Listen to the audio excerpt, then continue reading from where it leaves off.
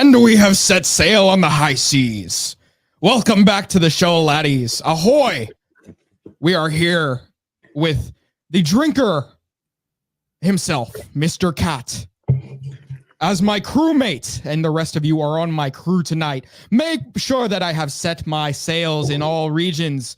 One moment as we set sail on the tribe called Instagram.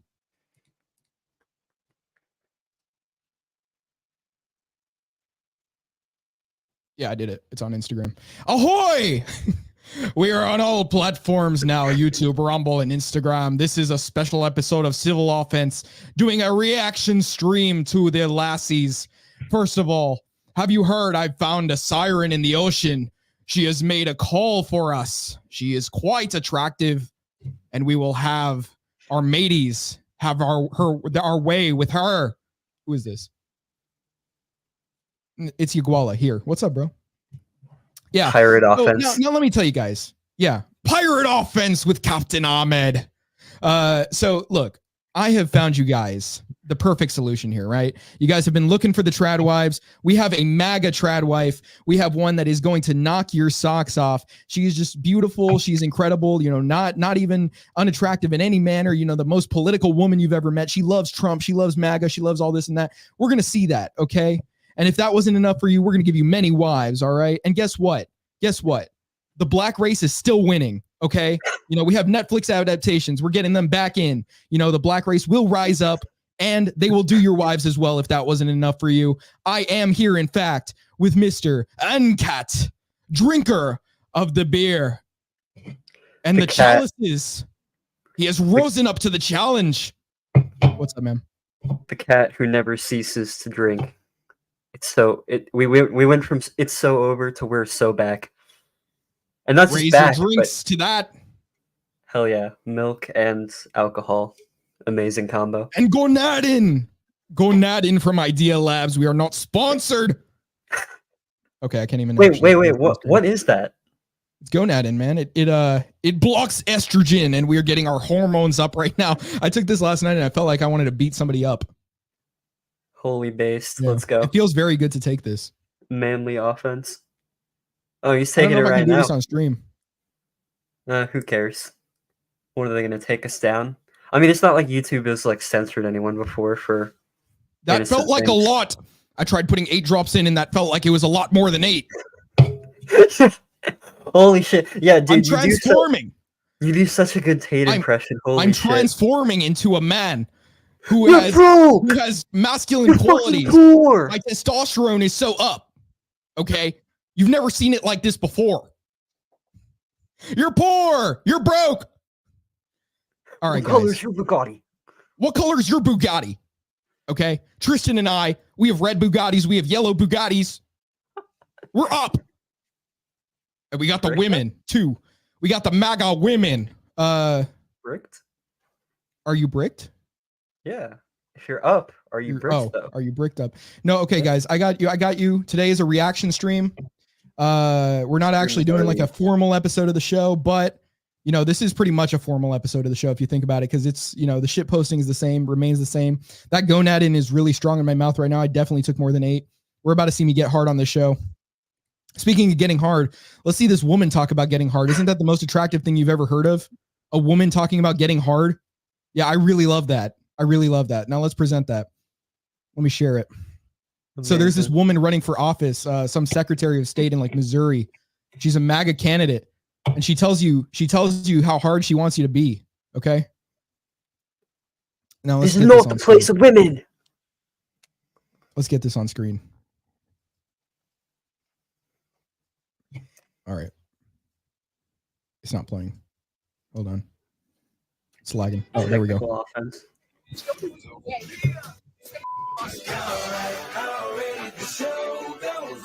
Guys, is she telling you to stay hard? Is she saying she stays hard? Is she tucking one? Is she tucking in this photo?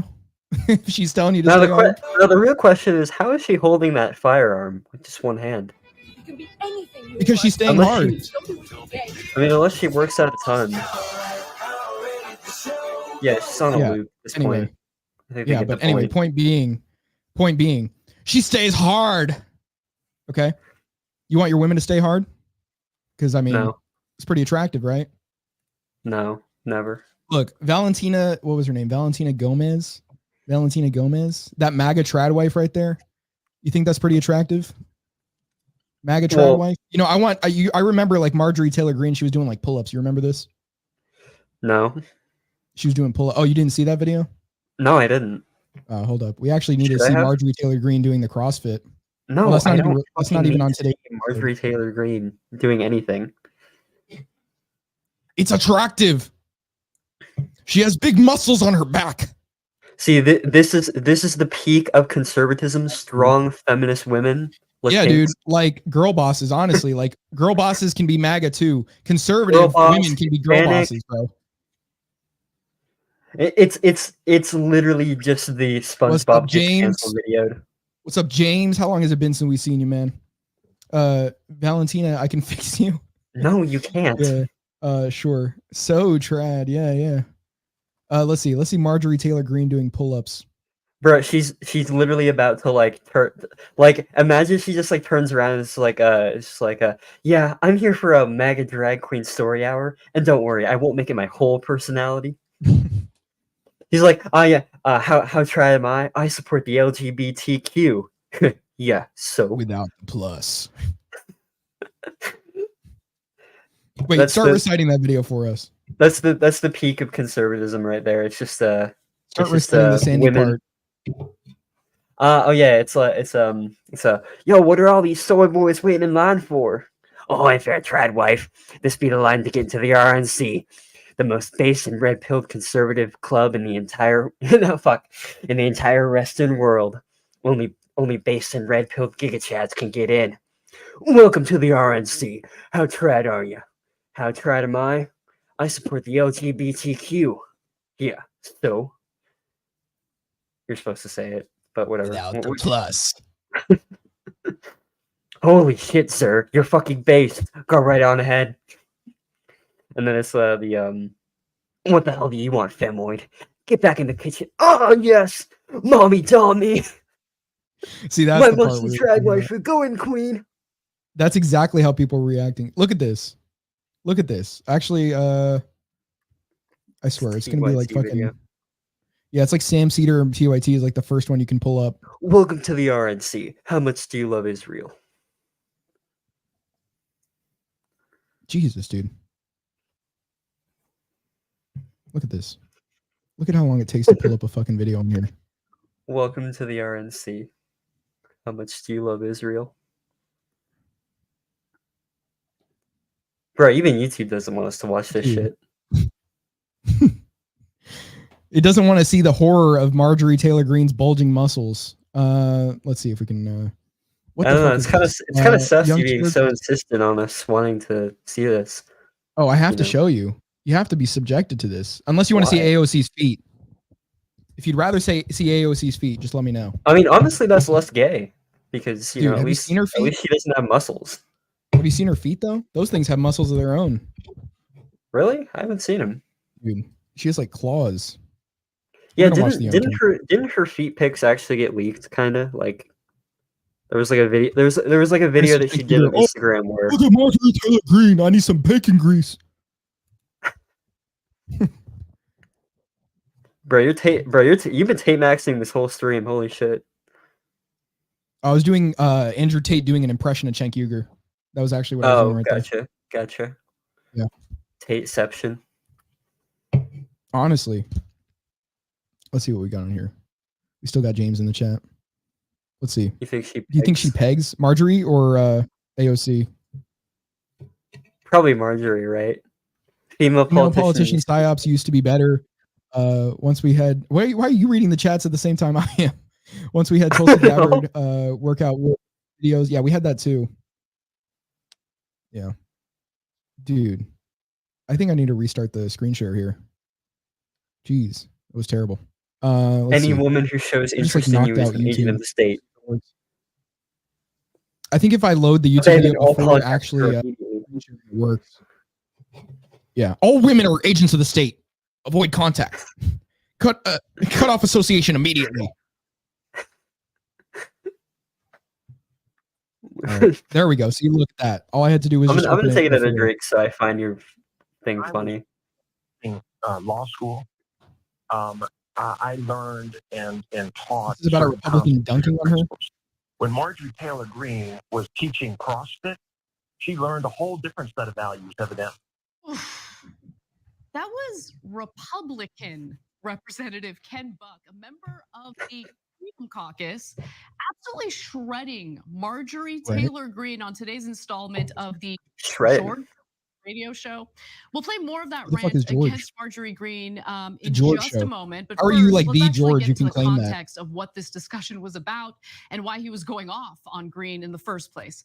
So last week, Representative Buck wrote a long letter in response to while they were Tuesday, factually wrong. Mr. Buck, poor president. Do they actually show it? Congress shall. It's just some guy like they're like, oh, misogynistic. He's making fun of a woman that works out. This is why women shouldn't be Republicans because they're gonna get made fun of for working out. One like, geez, I don't care. Shut up, woman. The absolute state is so refreshing. Finally, a man You can call him that. I know, right? Like, and especially among YT, they need some TRT. And every once in a while, you get an oddball that like Ron Paul or votes. They don't show it. Like, is it like copyrighted footage or something? Her working out, like she has a copyright on that shit, guys. Oh, there we go. And her incredibly cumbersome workout videos like this one. Yep, there we go. Bro, that's so impressive. Oh my God, yes. Oh, look at that gyat. Republican gyat. MAGA gyat. MAGA gyat. Oh, wow, look at her just slam it that's down. A MAGA wow. gyat. I wish that pull were me. Bro, what does she do? That is not a normal pull-up. That's CrossFit, man. Listen, I gotta be honest, the weightlifting part was a little bit impressive. But that whole like swinging around, I don't think that's how you're supposed to do pull-ups, but I could be wrong. I don't know. Holy shit, bro, even Anna knows. Holy shit. Even Ancat knows. She was a little too much what? Chimp ups. She was doing chimp ups. But she's white. Come on. Yeah, Marjorie Taylor, the trad femdom mommy. Let's see. All women are queens. I mean, let's see. She breathes. She breathes. Let's see. Yeah, 100%. Yeah. Did you see? I mean, like, did you see the thrusting on that pull-up bar, dude? She's got to be doing that with her man. True. Well, her man, quote unquote. That can flop like a fish. Yeah, exactly. You see that? You see that, boys? Her man, quote Justice, unquote. would you go out with a woman like that? Probably not. Probably She's Marjorie Taylor Greene. But if you saw a video of her doing that, is it the pull-ups that would do it for you that you wouldn't like? No, he'd probably like it, honestly. Yeah, he likes the more masculine women, well, you know. it's like a combo of both, you know. You get the woman, then you get like the muscles because you know he likes men. Yeah. Confirmed. He likes men. I didn't even have to. I'm only assuming. Like men? You're saying he likes men? We got Ancat confirming with hard proof. I will only confirm if he does. Okay, so there's another whatever her name is, some Valentina Gomez. You might like this one because she talks about Hamas. Oh, I love Hamas. You're gonna like this one for sure. Literally my favorite club. What? Let's see. How does that? What club are you even referencing? Hamas. They're just a club, bro. Oh, I see. Let's see. Homosexuality is wanted. Bro, why do you keep saying when you're taking a sip? Like, take a sip when something cringe happens. You'll die. But yeah, exactly. So we got this one. So she's talking about Hamas. There's a lot of Hamas people coming for me on my social media. My address is public, so fuck around.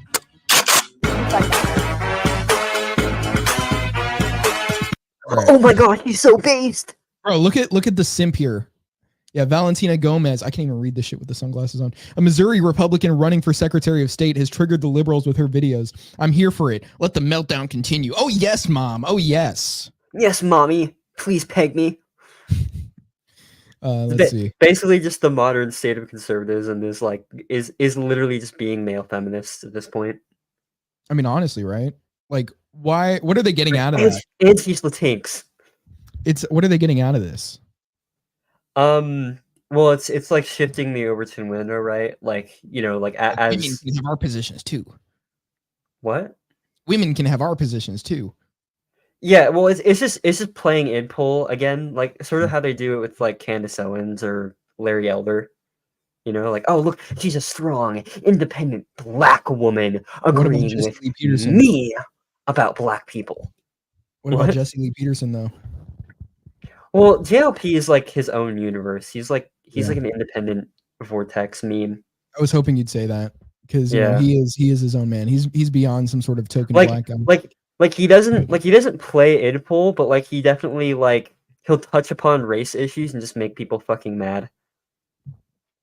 You know. Okay, so Do you love black people? Lesbians. beta. Beta. All right, so here's one clip that you may also like. We're Wait, still wait. Do you know that? You remember that clip of him, like saying to Destiny, so when do you become a liberal? So when you became a liberal, do you just decide stop being a man? So what do you decide? You just figure I don't like being a man. I want to become a liberal. Fucking amazing. all right. So here's what we got. Well, here's what we got. Yeah. Here's what we got. We got a new clip where she's talking about like the sort of protests, the campus protests, and she's thinking that a second event that you can see right there listed is going to happen because of these event protests. Because of these protests, this event will happen again for a second time, guys. Okay? Look, a second one. It's like, you know, well, you know, you can't really say a second 9/11. You know, this is far worse than that. But look, it's to the threshold where, you know, we had mentioned conversion ratios on our other show. This is like proportions unseen to mankind, okay? If you want more information, go to our other stream on Israel Palestine. Wait, But, Ahmed. So woman, Hispanic, hyper Zionist, yes. kind of reminds me of someone that we used to know.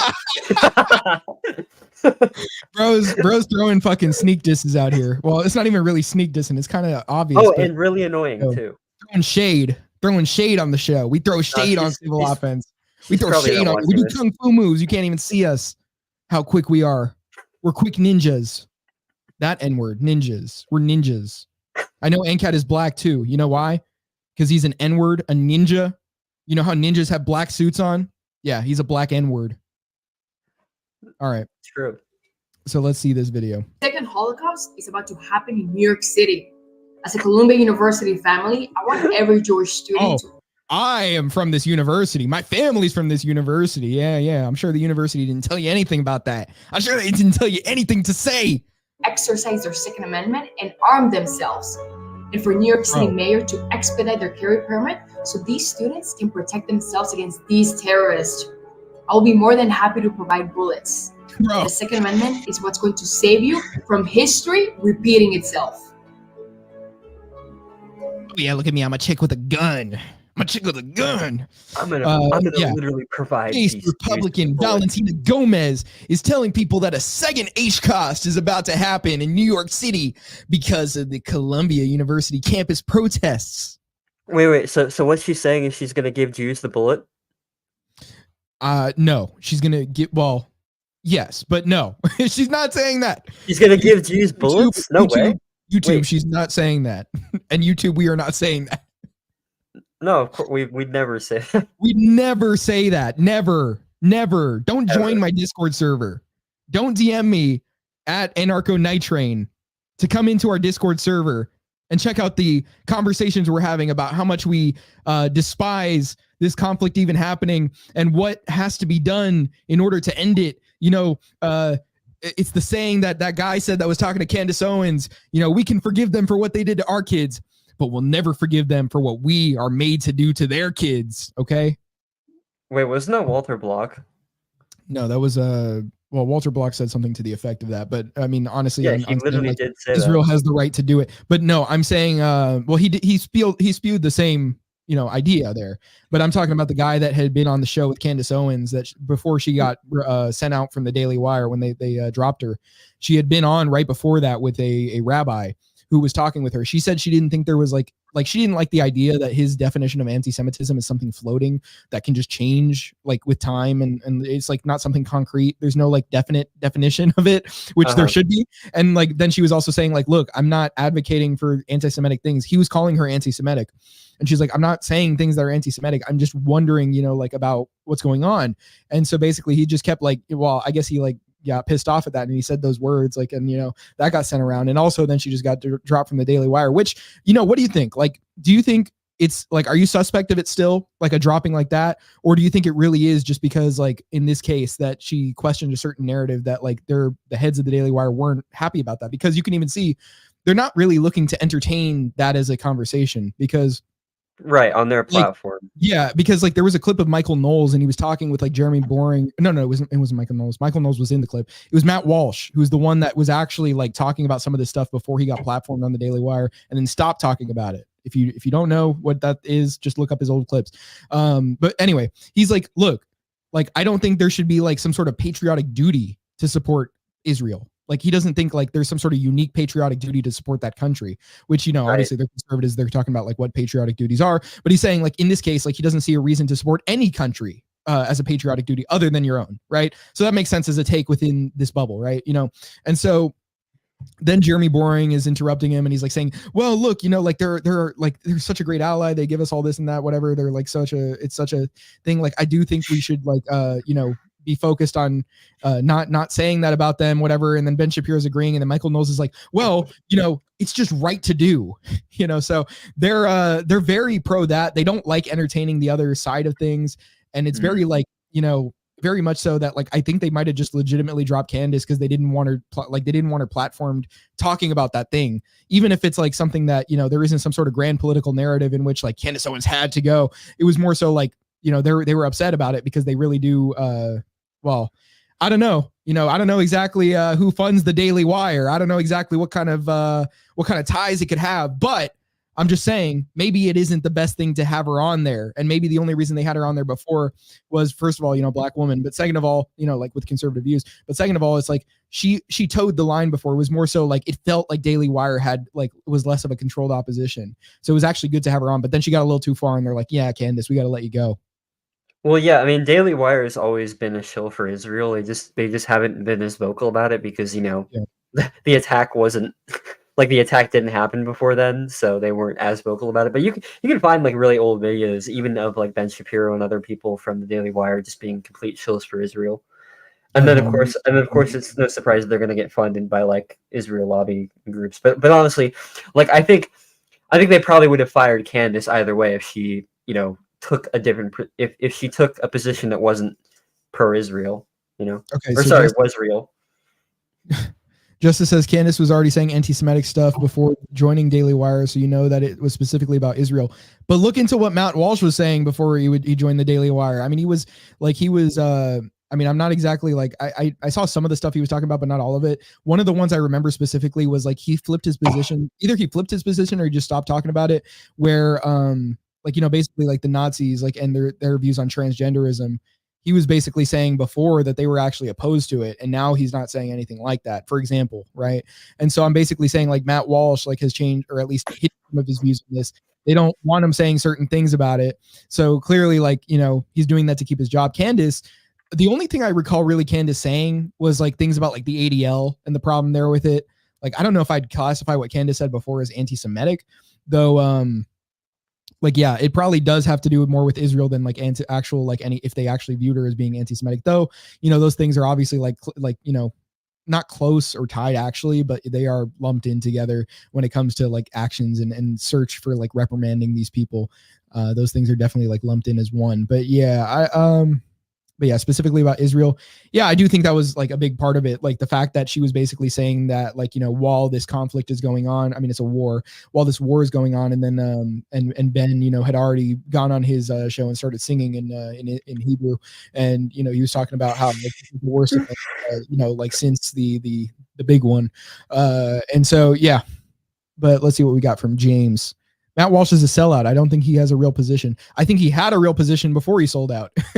I think beforehand he actually did believe what he believed, what he was saying. I think now he probably is holding back in a lot of ways from probably what he did actually legitimately believe for money. A lot of people do that, and honestly, that's a true thing in many podcasts, and it's not even specifically about Israel, right? Like, for example, like China, like if a Chinese advertiser wants to sponsor your show, you're going to stop saying bad things about the social credit system over there, or like other things about their government, right? So I mean, it really is just tied back to who you're funded by.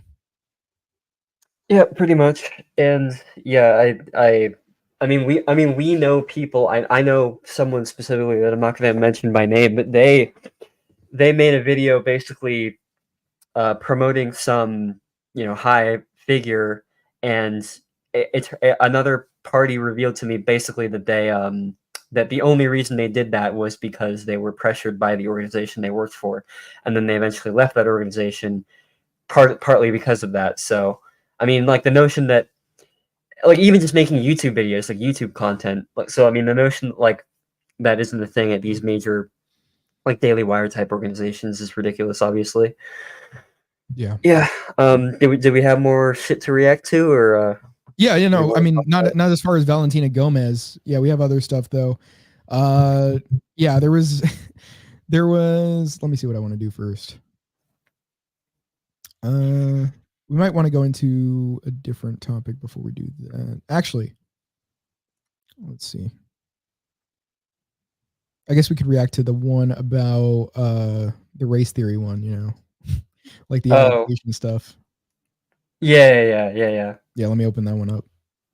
Because I don't think you've seen this yet. This will be your first reaction. Yeah, this is a blind. I made sure to blind react to it because I was like, let me save something for the stream. The other ones I had watched before just because I was cringing at that woman moment. Well, yeah. I mean, just as maybe as a bit of a takeaway just from that video, I think what we mentioned before is that just for anyone who hasn't just watched the SpongeBob gets canceled video by a guy named Kolos, he basically just spells it out in plain terms that essentially you want to just watch that. You want to?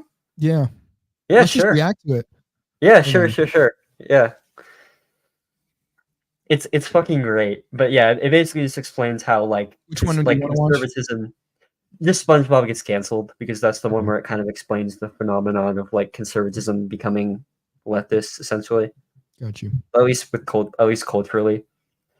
Or just because they just play into idpol, yes, our heckin' wholesome trans POC. Which one was there was another one. It's literally just called SpongeBob gets canceled. Oh, the Squidward gets canceled one. I feel like kind of did it better. Almost. Not necessarily, but I don't think necessarily did it better in every way, but I just think it got a lot funny on there. For sure. Right. I mean, a lot funny, a lot right in the sense honestly it made it it didn't make fun of conservatives from that angle as much as it did kind of just showed how both sides just believe these ridiculous things as far as the conspiratorial stuff on either side is just out of this world. The QAnon shit, or just or fucking believing that Russia supported Trump.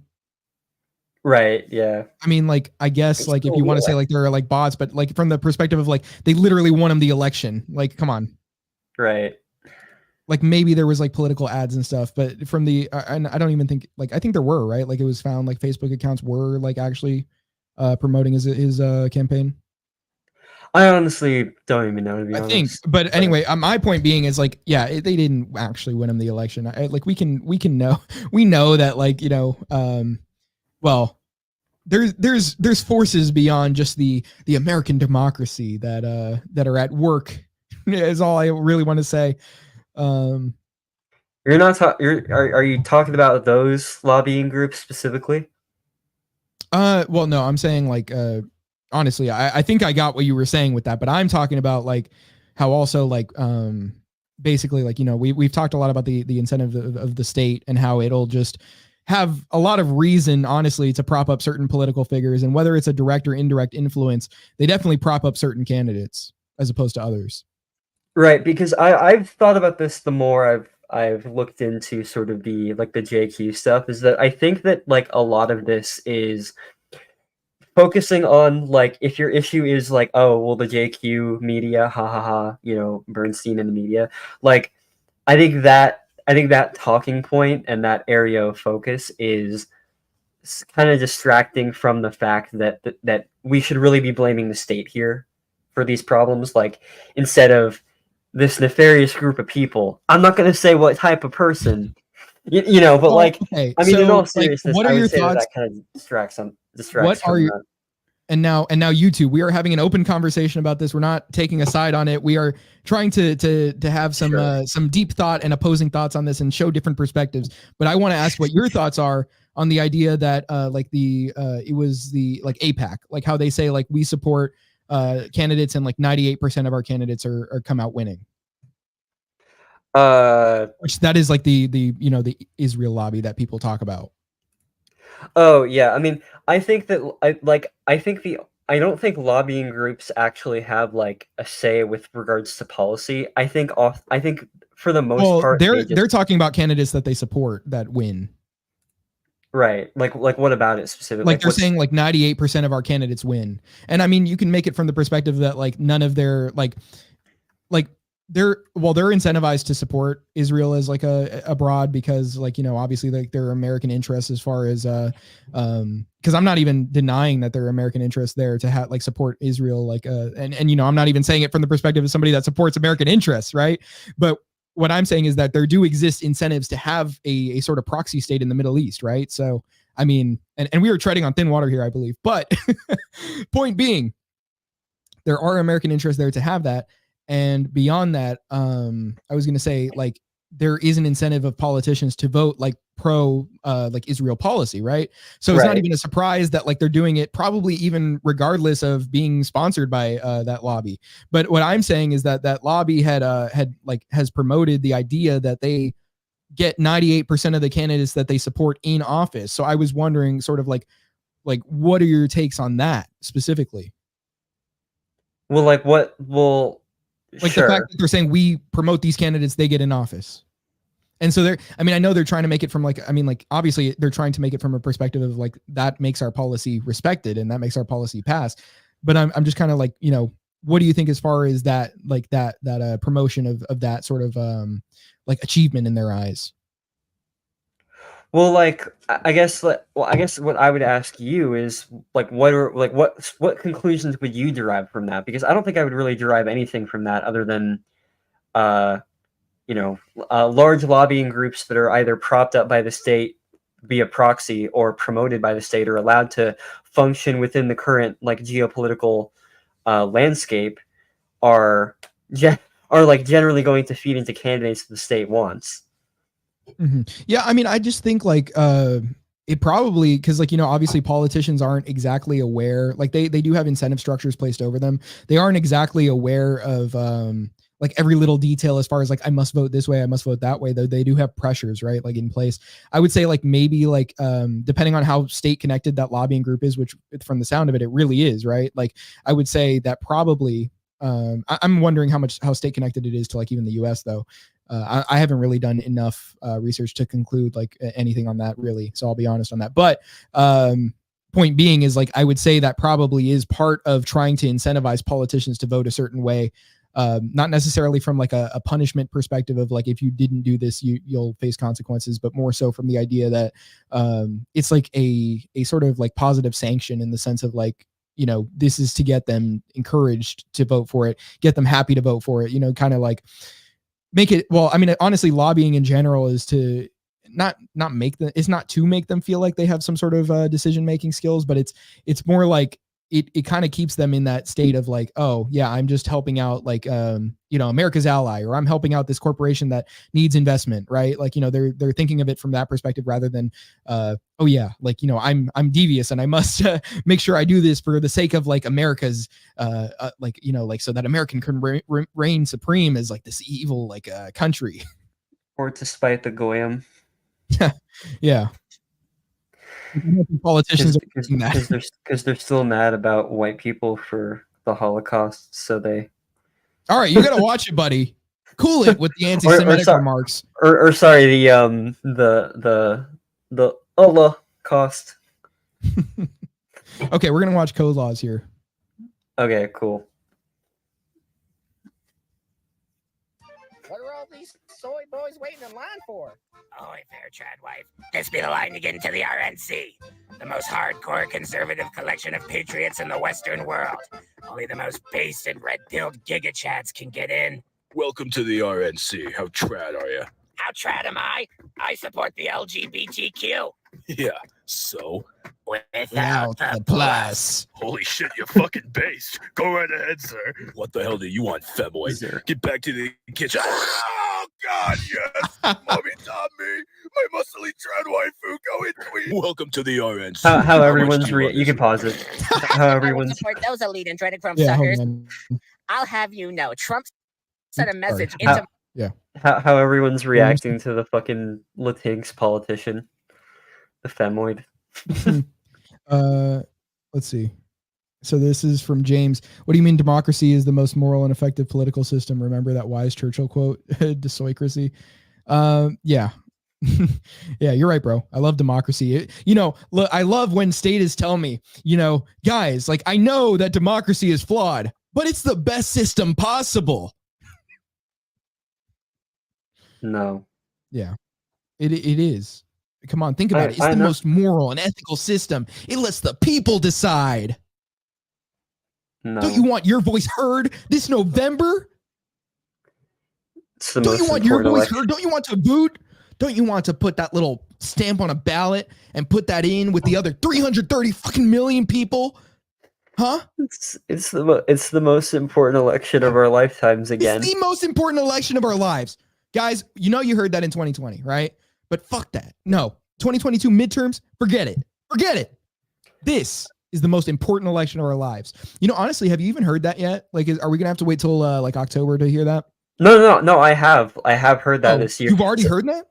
I've heard that this year, yeah. Dude, honestly, I think I've been so disconnected. I think I've been so disconnected that I just stop hearing shit like that. It's like I'm living a wonderful life right now because I don't hear this anymore.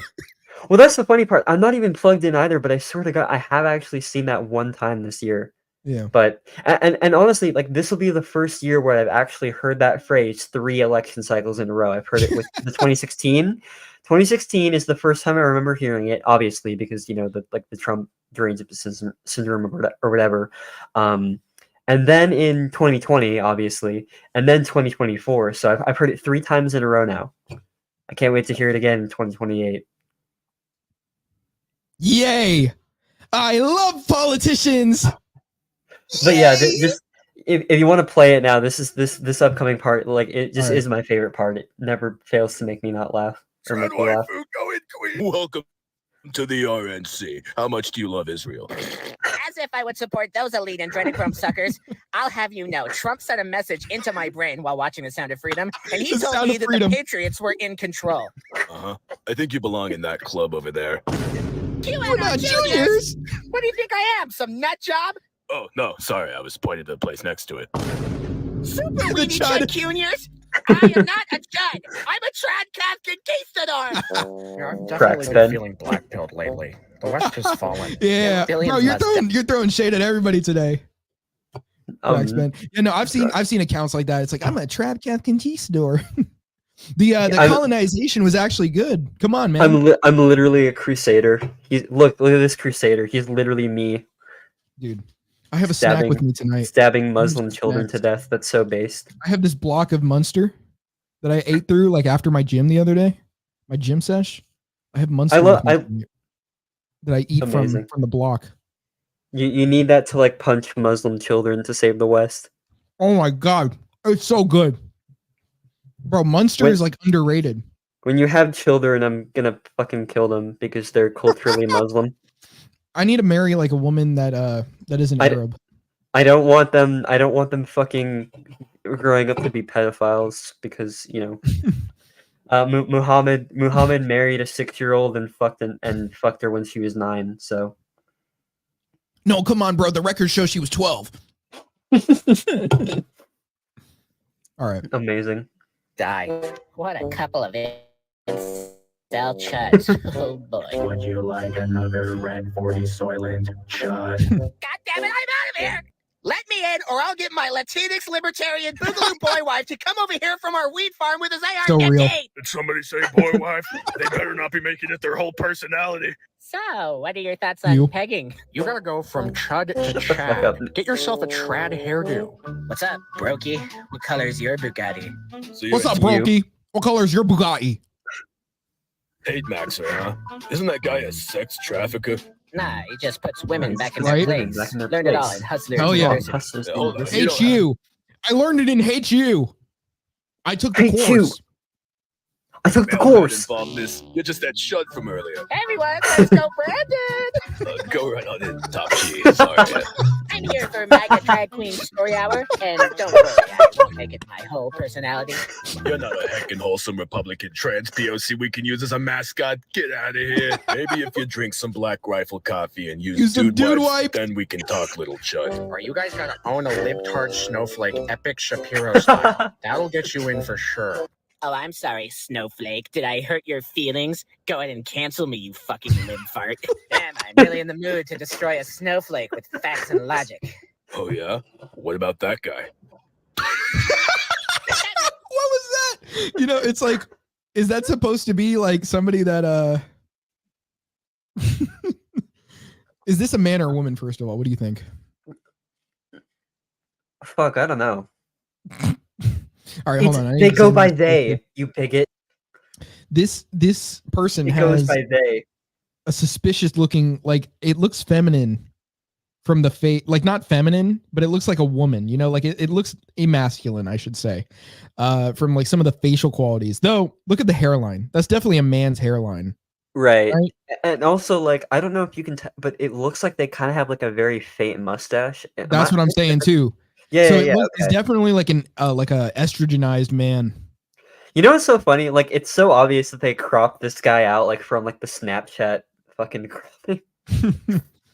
Yeah. So he's scared of debating him because Right. because what? It's good at debating. Like, I mean, I mean, I guess we don't need to read that deep into it.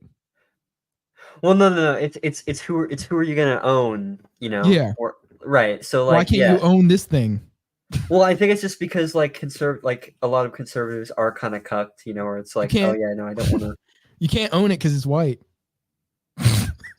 Or no, wait. No, wait, or they just think that like, or this modern version of conservatism that they're projecting is supportive of that kind of, you know, person. So it's like, oh, I don't want to own this person, you know. So, yeah. Check the Instagram live over here. Right. Yeah, we're good. We still got Instagram for another like 18 minutes. There were some people I knew that were joining. What's up, guys? Zaced. Yeah, Zaced. Okay. That man is clearly a red-blooded American patriot, not like that cock. My pronouns are Z, Zi, Zo, Best part coming up. Actually, woke crybaby, there are only 4 genders, as the good Lord intended. Triggered much? I'm full of love and you're full of hate. I'll kill you, you hateful piece of shit. Imagine the outrage if the roles were reversed. Wait, no. 2016. Facts and logic. Your moral superiority is too-based. I'm getting canceled. Holy Yeah. Fauci, you own that snowflake harder than Steven. Holy Fauci. You own him harder than Steven Steven Crowder owned his wife. Crowder owned his wife. It would be my honor to accept your precious tax dollars. I'm gonna drain the swamp! Oh, Sandy, did the red wave save us all? All those Tradcath Mexican immigrants voted blue. They prefer Latinx, you fucking bigot. Latinx, eh? I think you belong at that political party. Libertarian! I feel like the end of it was good. Joshua- Like it actually Joshua felt like a Reed. criticism of conservatives, like from a like, you know, actual perspective of what they aim to be, you know, or like not really aim to be, what in the sense of like what conservatism as an ideology actually is supposed to represent. You know, how Right. like, you know, they're basically saying like the Tradcath whatever still like regardless went liberal. Basically, you know, that's what's implied when you're saying they voted blue anyway. Yeah. And so basically, and you know, saying like they have a boy wife and stuff, basically criticizing them for like, you know, being gay anyway, even though they're conservative. Yeah, like gay conservatives or like women women running for political office type shit, where it's like, oh I've never yeah, seen that. oh never, I would Never seen anything imagine. like that. I mean, you think if they were actually conservative, they wouldn't, they wouldn't be running for political office or working out. They'd be in the kitchen. I mean, come on. I mean, like unironically, like family if you're- values. yeah, like if you're gonna take like, oh yes, we're conservative, we're promoting like trad values, but also look at the strong, independent women like holding this gun, like being so tough and brave. Very And contradictory. she's also Hispanic, like, much like Well, I think you another have something person that against we know Hispanics here. who also claims to be, trad, but also a feminist. Maybe it's because you're not Hispanic and I am, that I'm like, I'm okay mixing. I'm okay mixing because it's like I'm mostly Hispanic. Well, not mostly. I'm like half anyway. So I'm okay with already that. too much. My kids need to be mostly Hispanic, if anything. I can't ruin the white race's pride and joy, which is women. Oh, I saw this post. Mostly I'll tell you. Let's quickly be let's be people that are criticizing white people, because this is actually something we can do. That I was gonna say, hold on, let me take some milk. I'm gonna grab another Okay. beverage. All right, let me pull this tweet up if I can. I don't know if I saw it or not. Shout out to Top Lobster though. He probably isn't watching this, but if you're watching on Twitter, you should add him in the comments if you're watching on Twitter. Let's see. Actually, crybaby, there are only 4 genders, as the good Lord intended. Top Lobster. Triggered much.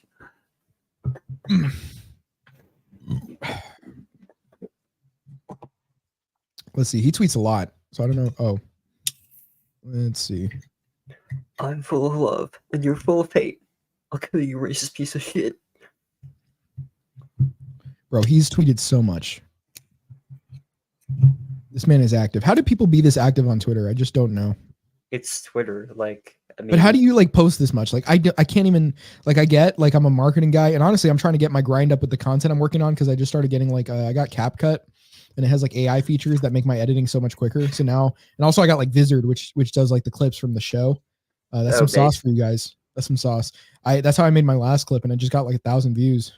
Yeah, you gotta send that to me, by the way. I might make some clips from some of the podcasts that I do. I had to pay for it, but it's not that. I mean, you do have you do have the money for it, man. You're not a brokey. Wait, but how much is it though?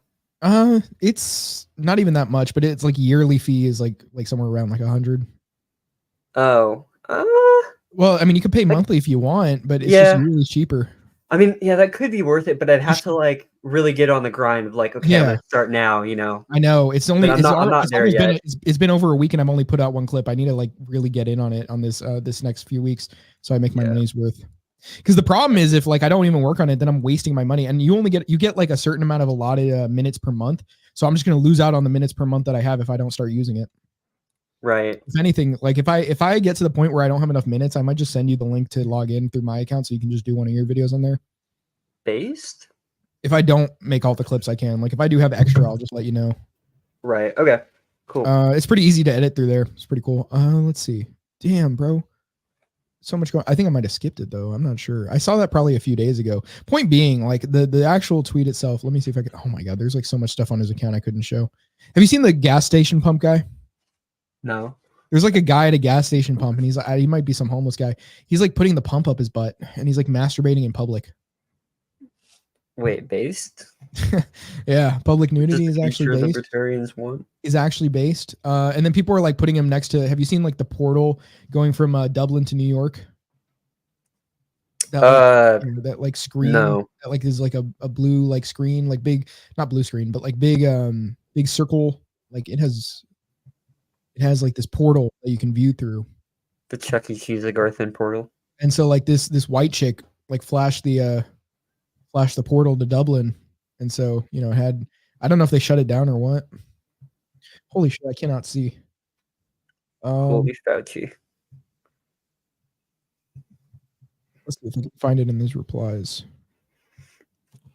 Bruh, a good chunk of this stream is just you looking for shit. Yeah, I know. Oh my god, did he like block this guy? It might have been this problem. Like I can't even find it through the account that he. Oh no, never mind. I got the link. We're back. We're back, boys. I got it. We're so back. Yeah, because I have to like fucking go through this. Jeez, I have to go through like a several like bunch of tweets just to find. Okay, there we go. I found it. I finally fucking found it. Let's see. Oh yeah, speaking of which, now that we're streaming together for the first time since the surpassing, how does it feel, Brokey? How does it feel, Brokey, to be like a level 3 to be the underdog now? Yeah, level like I'm 3 the big dilf. You hear? You know? Whoa, I don't know about that. I'm the big guy. I don't know about that. Yeah, little boy. So yeah, I don't want to say for those who don't know, I've officially surpassed Mr. Ahmed here on in subscribers count because I used to be pretty far behind him. You know, and you know what the I've thing is? Surpassed. It's definitely because you've been consistent with the content. If I had been consistent with my content, I'd be up right now. But I'm at like 160. You're 11 subscribers ahead of me right now. Yep. So I gotta take that L until I start putting more clips out, and then I surpass you again. Because if you don't get your shorts out, you're not gonna get to where I am once I actually start uploading more. Yeah, and then with the history video too, like I've had 2 issues with that. I've been working full time, so I've kind of been like not having a lot of time to do shit with that. And then number 2, the document that I had it on Crypty, it's not letting me access the actual document. So but I have a backup, thankfully, which is still like it's still updated to its current form. I found it. It was on another site that I have because I make backups pretty regularly. So that's good. I'll probably just keep editing there. But essentially, that'll probably do numbers for you. Yeah, no. I'm hoping that it will. But yeah. Which is why I have to stay consistent so I can catch up to that when you get that many subscribers. I wouldn't be surprised if you just like come out of that. I mean, definitely like that video could get like a few thousand views. I would be happy if it got like 1,000 or at least like maybe 800 or 900. Like that would be. I think at least that's where it's gonna be based on what it's about and how much content there's gonna be. Like you know how what was his name? I already forgot it. The guy that did anarcho-capitalism is anarchism. Right. Springtime Nations. Yeah. Like I'm sure he got a lot of views on that video. No, he did. He got like 19K or some crazy shit. Talking about. See, like shit like that. Like that's probably. I think that might have been like the video that got him up, right? Like that actually like made him popular. Yeah. Because I remember that's the video I first saw of him, and I think like it was already gaining traction when I viewed it. That was like when I first when I watched that was like when I was first getting into Ancat like stuff too. Yeah, that's kind of the hope I have for this one. But yeah, I mean, I feel like I've been kind of a broken record with this video because I've been hyping it up for like 2 years. But I mean, it really, like, to be fair, it has kind of been a 2-year development just because it has been so long. But I mean, also to kind of be fair too is like there have been like huge chunks where I just haven't worked on it. So I mean, basically, like I have been promoting it like basically since the SFL days. All right, so here's what we got. That's where I got the idea for it. Like basically, so like this guy tweeted this thing saying like, you know, like basically white man here saying a wife should cook for her husband. There's a liberal white woman saying you sexist scum, and then it's like, honey, I'm home to the like he's saying that like to this this tradcath Mexican woman, and she is she's saying, hola mi amor, I didn't know if you wanted tamales or what the fuck is that, mole, so I made both. And let's see, so basically this 9mm SMG guy, he actually like he's quite the white guy, if you know what I'm saying. He's quite the white guy. Basically, he says like every big quote unquote right wing account is wildly subversive. So basically, your better option actually is to get with the really feminist white woman because you're not a traitor. You're not a traitor to your race over the woman that will cook for you, over the woman that actually will be a good mother to your kids and won't screw them up. She won't screw. Like, think about which mom's gonna screw her kids up more. The one that's a feminist, like raging fucking hates men and shit, or the woman that actually cares about her family and cares about their well-being. Is this 9mm guy like a full-on like white supremacist where it's like, oh, okay. like is he arguing that like, oh, he's being subversive because he's like promoting a Mexican woman basically, race realism? This guy's into like race realism. Right. Okay, yeah. I don't know about supremacy or anything, but I mean, I guess it might be kind of implied if you do think, well, some of the things he says you could kind of extrapolate that. Now, the race realism thing alone doesn't necessarily make you that. Because I mean, Right. a black person's a race realist if he thinks that like there's like differences in the races, right? Like I mean, as far as like a literal like mental level and such, or like even just in the sense of like there should be such a strong collectivism between the races, right? Mm-hmm. Yeah. So yeah, but Top Lobster actually said like this meme is true though. I mean, real like he's like a Puerto Rican guy too. So shout out my Boricua. Yeah, that was like the most Puerto Rican thing I've ever said in my life, probably. Yeah, I mean, that's Yeah, honestly so- base. Other than the fact, just of the like, the only thing that's not really that base is just because I don't really have a preference for Mexican food that much. Yeah, I don't want fried Usually- food. But if she makes me a nice Yeah. steak, or like a burger, if she makes me burgers, Yeah, like dude, yeah, exactly. Yeah. hell yeah. Base. So yeah, where do you people get this idea Latinas have behave this way? They're ultra feminists. What Latinas Wait, are you what? like? Wait, in you're what- seeing wait, the Latinas, yeah. Wait, are you seeing wait, the in what Latinas in the fucking West? Like universe? are Yeah, I mean, you- like are maybe you aware of maybe where some, the Latinas come from? yeah, like maybe some American Latinas, definitely. Like I have met some that are like more leaning in that direction. Well, dude, sure, but they're not pure European. They're going to be ultra liberal. that's why you're Yeah, fucking so- impure. Yeah. You're Well, not Tate's white. mixed. Tate's mixed, and he points it out. He doesn't care. Tate's True. not Tate's not You on know that that grind. you know that meme where it's like you need to fucking sign up for HU, and then the other guy with like the Chad emo's like shut the fuck up, I'm not listening No, to you. Nit. Yeah, here's Tate if he cared about race mixing. All right, hold on.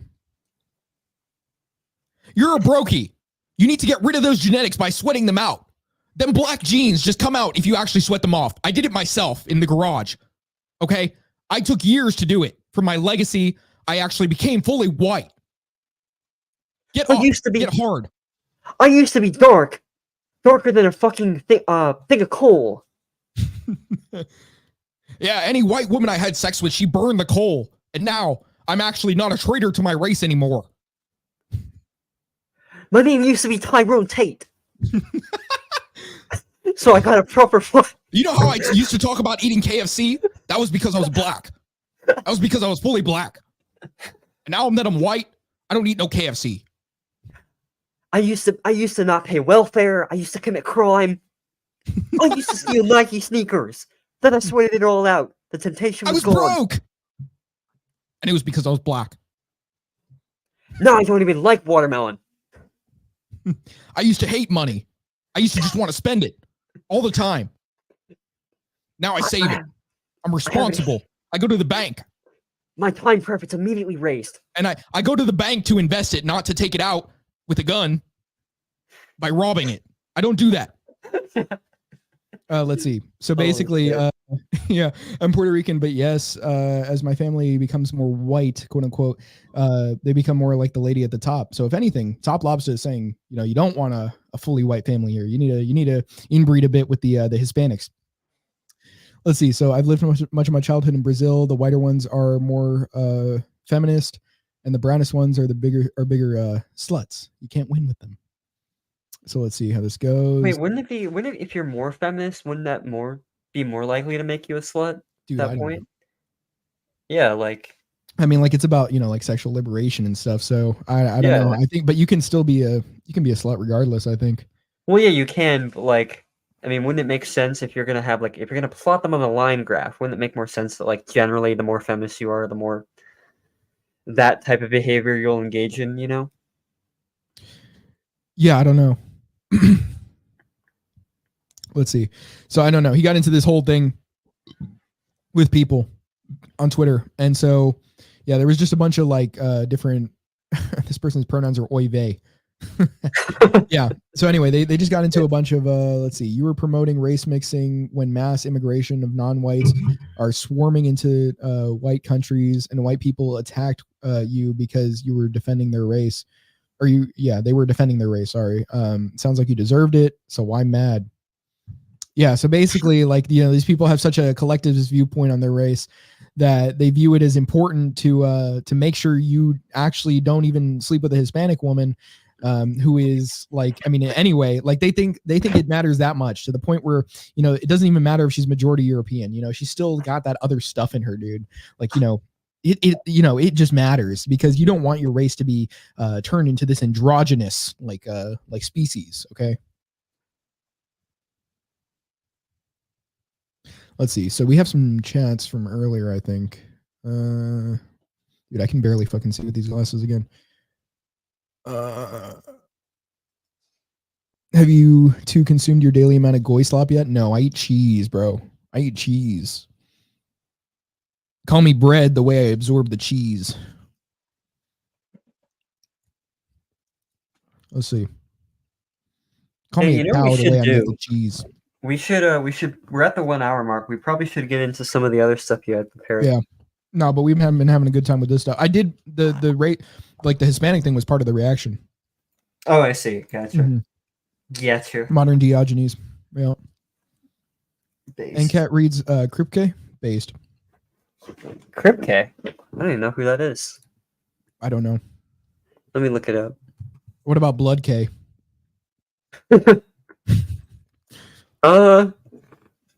Analytic philosopher. You're talking about Saul Kripke? Better call Saul. Bam.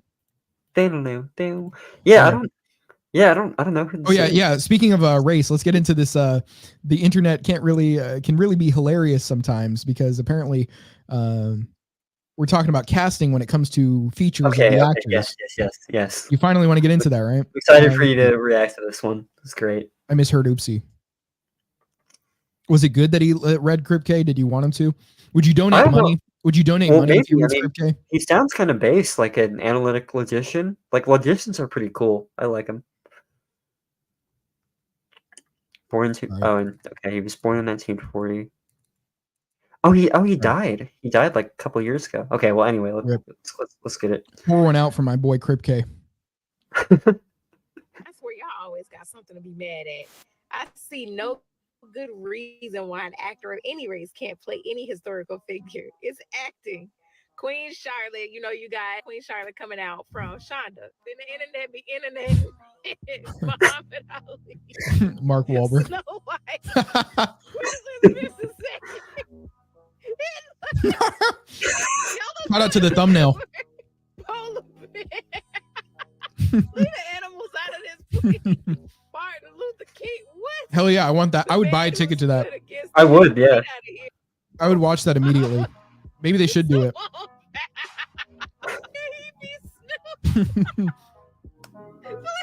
Rosa Parks. Dude, that's a good one too. I ain't finna move. What's the tagline? Well, how are you gonna do the Michael Jackson one? That doesn't even make sense. I ain't finna move. Modern Rosa Parks be like, yo, I finna move. I'm gonna get my fucking weed in it. I just imagine like Rosa Parks. Oh yeah, dude, I was watching like well, I guess it was like one of my family members had it on the TV, but it was like this black guy named Shakespeare, like his last name was Shakespeare, and he had won the lottery, but he got killed, I guess, because he had won it, and then just publicized that he had won it. Don't publicize that you win the lottery. Go to like an attorney or your bank or something and figure that out. Right. Don't tell people you won, but tell me, donate to me if you win the lottery. Donate to this show. Me too. Super chat or give us something. My channel in the description. Donate to me right now. I wonder if yeah, exactly. I wonder how StreamYard works with that, because I really haven't like dealt with like super chats on StreamYard. Like I know I got one on Rumble one time and then like it didn't show up anywhere, but Rumble chats really don't even show up. Yeah. So it's kind of a problem. Hold on. Okay, so let's see what we have here for reacting. Oh yeah, I got you. So we had taken care of Valentina Gomez. Okay, so we have a tweet, another tweet. We're going back to Twitter, and it's our favorite communist to ever exist, bro. Oh yeah, the fucking Anarch. Like, yeah, Anarch. I'm calling you out, Anarch. I'm calling you out.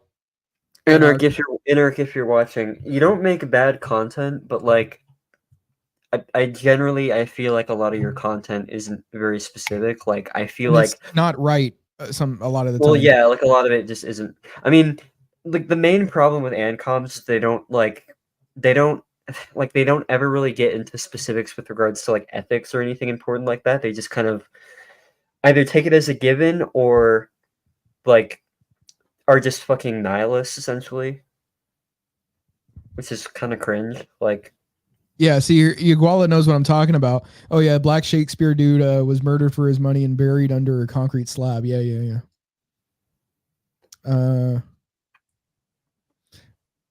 Literally techno feudalism. And then yeah, like the leftism a lot of times is cringe. And again, this isn't coming from like a rightoid, because again, like I don't identify with either of the two sides of the political spectrum, culturally or You guys politically. enjoy that I'm eating a block of cheese for my dinner tonight and milk? You guys like this dinner? I do. I don't think you do either, right? Like Ahmed, like you don't do you identify with like the right wing culturally, or like? Not in every way. There's like aspects of it that I can sympathize with as far as the sentiments, but I can't really like say in a lot of ways that I wouldn't call myself right wing.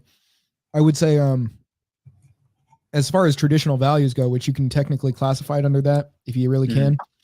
I mean, I do those parts actually I would ascribe to myself in a lot of ways. Not all of them, obviously, because I don't even believe in like duty. I don't believe in like, positive duty as far as like you must do these things, like you're obligated to.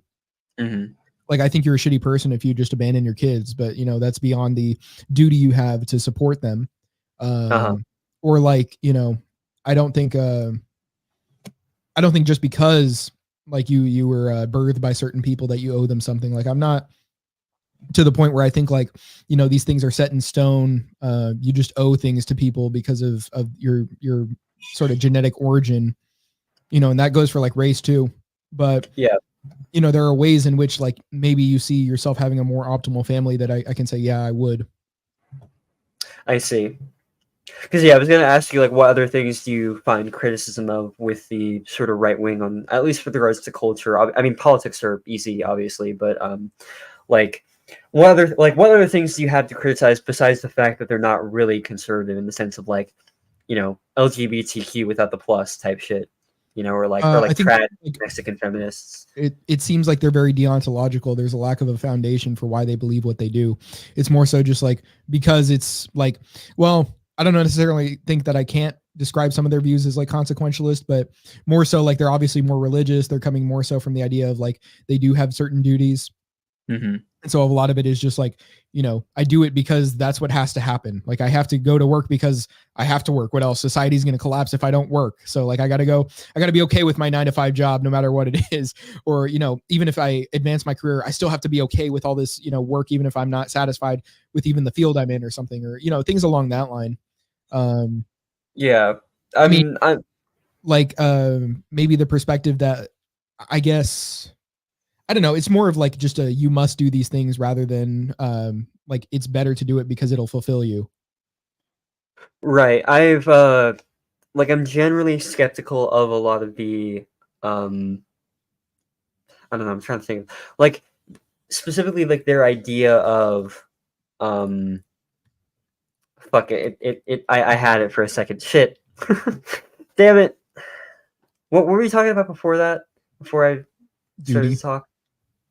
Duty. Talking about they were like, owing the family something. Oh yeah. So like what I'm most skeptical of is sort of the like Randian notion of like the really big push of like, got to pull yourself up by your bootstraps, or we got to defend these like big tech companies, or we got to defend a lot of these aspects of the current status quo, not recognizing that a lot of these aspects that we sort of like could either be better or improved in the absence of political planning, or just the notion that like we should defend these organizations just unquestioningly, essentially, or sort of the whole meritocracy thing is something that I've been like highly critical of as well.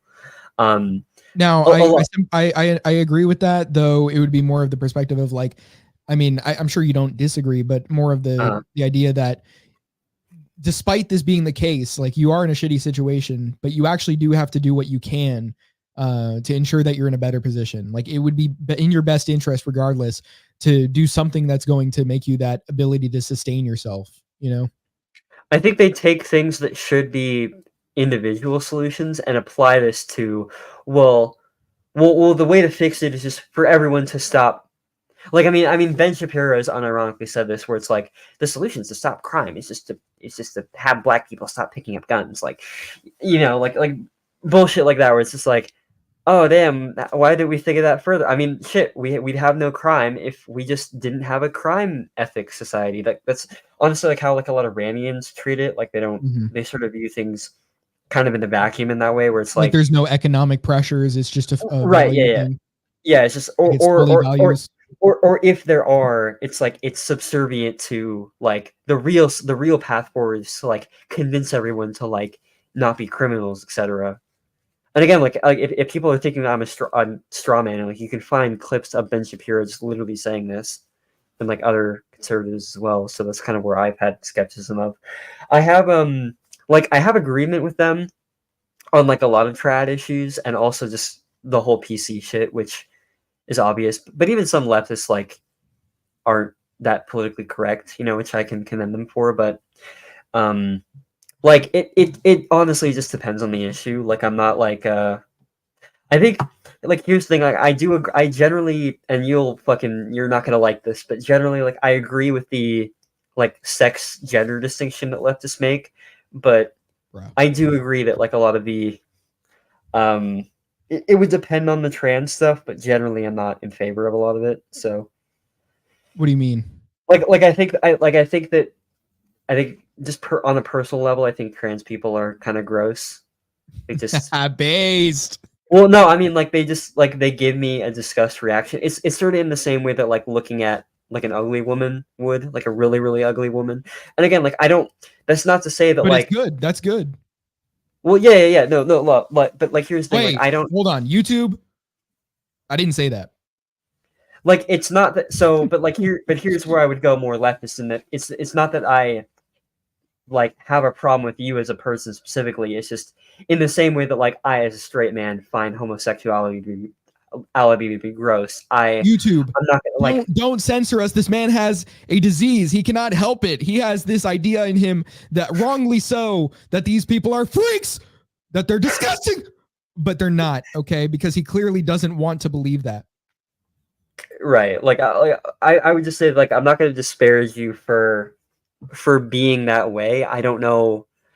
I'm sure there are a lot of complicated factors that led you to having that identity category, but I find right like but so like I find generally that identity category to be valid. Like I will call like so for instance like I will call a trans woman she, because generally I feel like that if you're going to make the distinction between sex and gender, I'm obviously not saying when in my language when I'm calling you a she, I'm recognizing that you are identifying as the gender of a woman. You have the typical features of a woman that would be classified under the category of gender, but I'm obviously going to recognize that, yeah, biologically you're a male. Like, so I mean, in that sense, you are a male, but when I go to the gender neutral bathroom to take a she-it. Holy shit. But like, I mean, that's like that's generally my stance, is that like it's a problem. Most of these debates over trans issues is really just like a problem of language. It's so like when I call someone, when I use like feminine pronouns on a biological man, I'm not using that to refer to biology. I'm using that to refer to gender. So okay, hold on. We got some chats. Yeah, James that's true. The political compass is entirely nonsensical to begin with, right? Personal valued beliefs doesn't equal objective moral judgments. You could be right about what the moral judgments are. Personal valued beliefs don't really make something an objective moral judgment, and just because people have different moral judgments doesn't mean there are no moral judgments which are superior in any manner. But the idea being that, like, you know, like just because you feel that way, it doesn't make it wrong either, even though it doesn't make it right. So you could just align with what the reality is on that. Here's my take. Here's unironically my take on trans people is that I'm like very pro transhumanist. So I hope that like we can one day actually modify like actually be able to eventually modify gender to the point where like if you feel like your gender identity isn't conforming with your biological sex, instead of like having to have like, you know, gross surgery and like or even just like surgery that, you know, still makes you look like a man but like makes you just look disformed, the surgery can actually be improved to the point where like you can actually change your sex. So wouldn't that be transsexual? Like, why would you use the term transgender at that point? Well, the term is kind of complicated because it's like it's when you're saying transgender, it basically is just meaning that you're like it essentially the like the word, it's probably bad word usage, but it's basically just saying that your gender identity, it does not align with your biological sex. So, you know, maybe it's not maybe transgender, like I don't even think that transgender really is the correct word for that. I don't really know like another word to use that would be better. But like generally like generally the problem with transgenders is that like like a lot of rightoids, like their biggest complaint is like, oh well the surgery is like irreversible, or the surgery is like it's gonna like right, like it's gonna damage your, I mean, the idea also being like hormone, right? Supplementing the wrong hormones is definitely going to mess you up because your body is like, you know, not trying to produce those. Right. So my argument for that would be, well, why wouldn't conservatives from that standpoint just argue for, or at least from my standpoint, because I just think that they just don't like trans people generally, but like my argument from that would just be, well, let's improve the technology. Let's make surgery safer. Let's make hormone therapy safer. Let's improve the technology to where a transition doesn't look like literally like making you look like a deformed man, you know, but actually changing your sex to the point where you can actually look very attractive and look like a woman. A couple and actually and be a woman, like biologically. That you would have to like literally change your chromosomes. But from the perspective here that like, you know, get closer. You would have to change your chromosomes. But basically a couple points here. First of all, conservatives would say, oh, if they are religious, this goes against God's will. So they're not going to believe from the perspective that they don't really even believe people should do this in the first place. Now, even from a sort of consequentialist perspective, you would question why a person feels the need to do that in the first place. I think that is like sort of the secular or just general like rational discussion to be had. Why are people feeling like they want to do this in the first place? Is it a correct feeling to have? Like, where does it stem from? Are they right to feel that? I think that would be the discussion at that point, rather than just the mutilation. Because the mutilation would be sort of off the table. Right. So I would argue that, like, from my perspective, I haven't heard a compelling enough art. And I'm willing to hear the argument, like, as to why that preference or that desire or that feeling is per se invalid or necessarily unhealthy. Well, I mean, you could, like, I think you could argue that it's unhealthy only in the sense that, like, you know, like being gay, for instance, isn't healthy because generally it's going to lead to a lot of mental health problems. But I would argue that like the mental health problems that you're seeing is because of the social stigma surrounding it generally. It'd be the same with trans people. So now, I'm gonna wrap it up with this statement. It's not gonna even be a statement, it's gonna be a question. We're gonna leave it as an open discussion. It's not gonna be something that I'm making a point on. It's not gonna be something that I'm claiming anything about. YouTube, think about that. Susan, whatever your name is, Wojcicki or something. Now look, I forgot it. See, it's like when you remember that TikTok where it's like when a man's telling you a story and he's like, I'll never forget what he told me. I don't remember exactly, but the gist of it. And so it's like that. Yeah. Okay. No, I remember it now. It came back to me. It actually, the divine intervention took place. So the question here is, and we're just not even going to get into it. We're going to go on to the next reaction thing after I ask this, but we're going to leave it as up in the air. Okay. Would it be the case, or would it be the case that somebody that is hormonally healthy, meaning somebody that is in an optimal state biologically, would be inclined to partake in a certain type of action that is not heterosexual or not cisgender, like whatever I don't believe cisgender is really like a proper term, but whatever, fine. You know, we'll use the slur cis you know? No, we won't use it. We'll use straight and heterosexual. I mean, I guess that's the same thing. We'll use straight. Would a straight person who's hormonally healthy ever start feeling the inclination at some point to shift toward that? Like, would that happen? Because, you know, or would somebody who wasn't straight in the first place, you know, if you're like coming into puberty, like let's say you don't even have a sexuality at that point, like you don't have those feelings, but let's say you're entering puberty, would somebody that goes, this is a better question, would somebody that enters a normal puberty and has a sustained healthy level of hormones in each regard for that person's sex feel the inclination to deviate from heterosexuality? That is the question. That's it. Just asking that question. Let's let whoever knows about this answer it, right? Let's just let the experts, the science, okay, whatever, you know. I'm not going to say what type of expert. I'm not going to say what type of expert. I'm not going to say the race of expert. Yeah. But yeah, that's a good place to get along. That's all I'm going to say, because I think it's a proper question to ask. Yes. Just because at that point that becomes the decision as far as, or not decision, but that becomes sort of the conversation surrounding whether it still makes sense for people to engage in these alterations despite them not being as biologically harmful anymore, in the sense that you won't be in this irreversible position. That's all I'm saying. And it would be good for the people that do want to do transition. Like, there are people like that, and it is good that they're able to, if that's the case. So if anything, the fact that this technology advances is a good thing regardless of that take, because it allows people to undo it if it comes to the point where, you know, somebody really does seriously regret doing it. At least it gives them that option. You know, I don't think somebody should be stuck like that for life because whatever happened to them. You know, there are people that literally, like, I mean, unironically, like, they get groomed, and it's not, I'm not saying all trans people are like this. I'm not making that statement, YouTube, but there are trans people who, or I guess like people who not trans people who detransition. They're not trans people. They're people who detransition.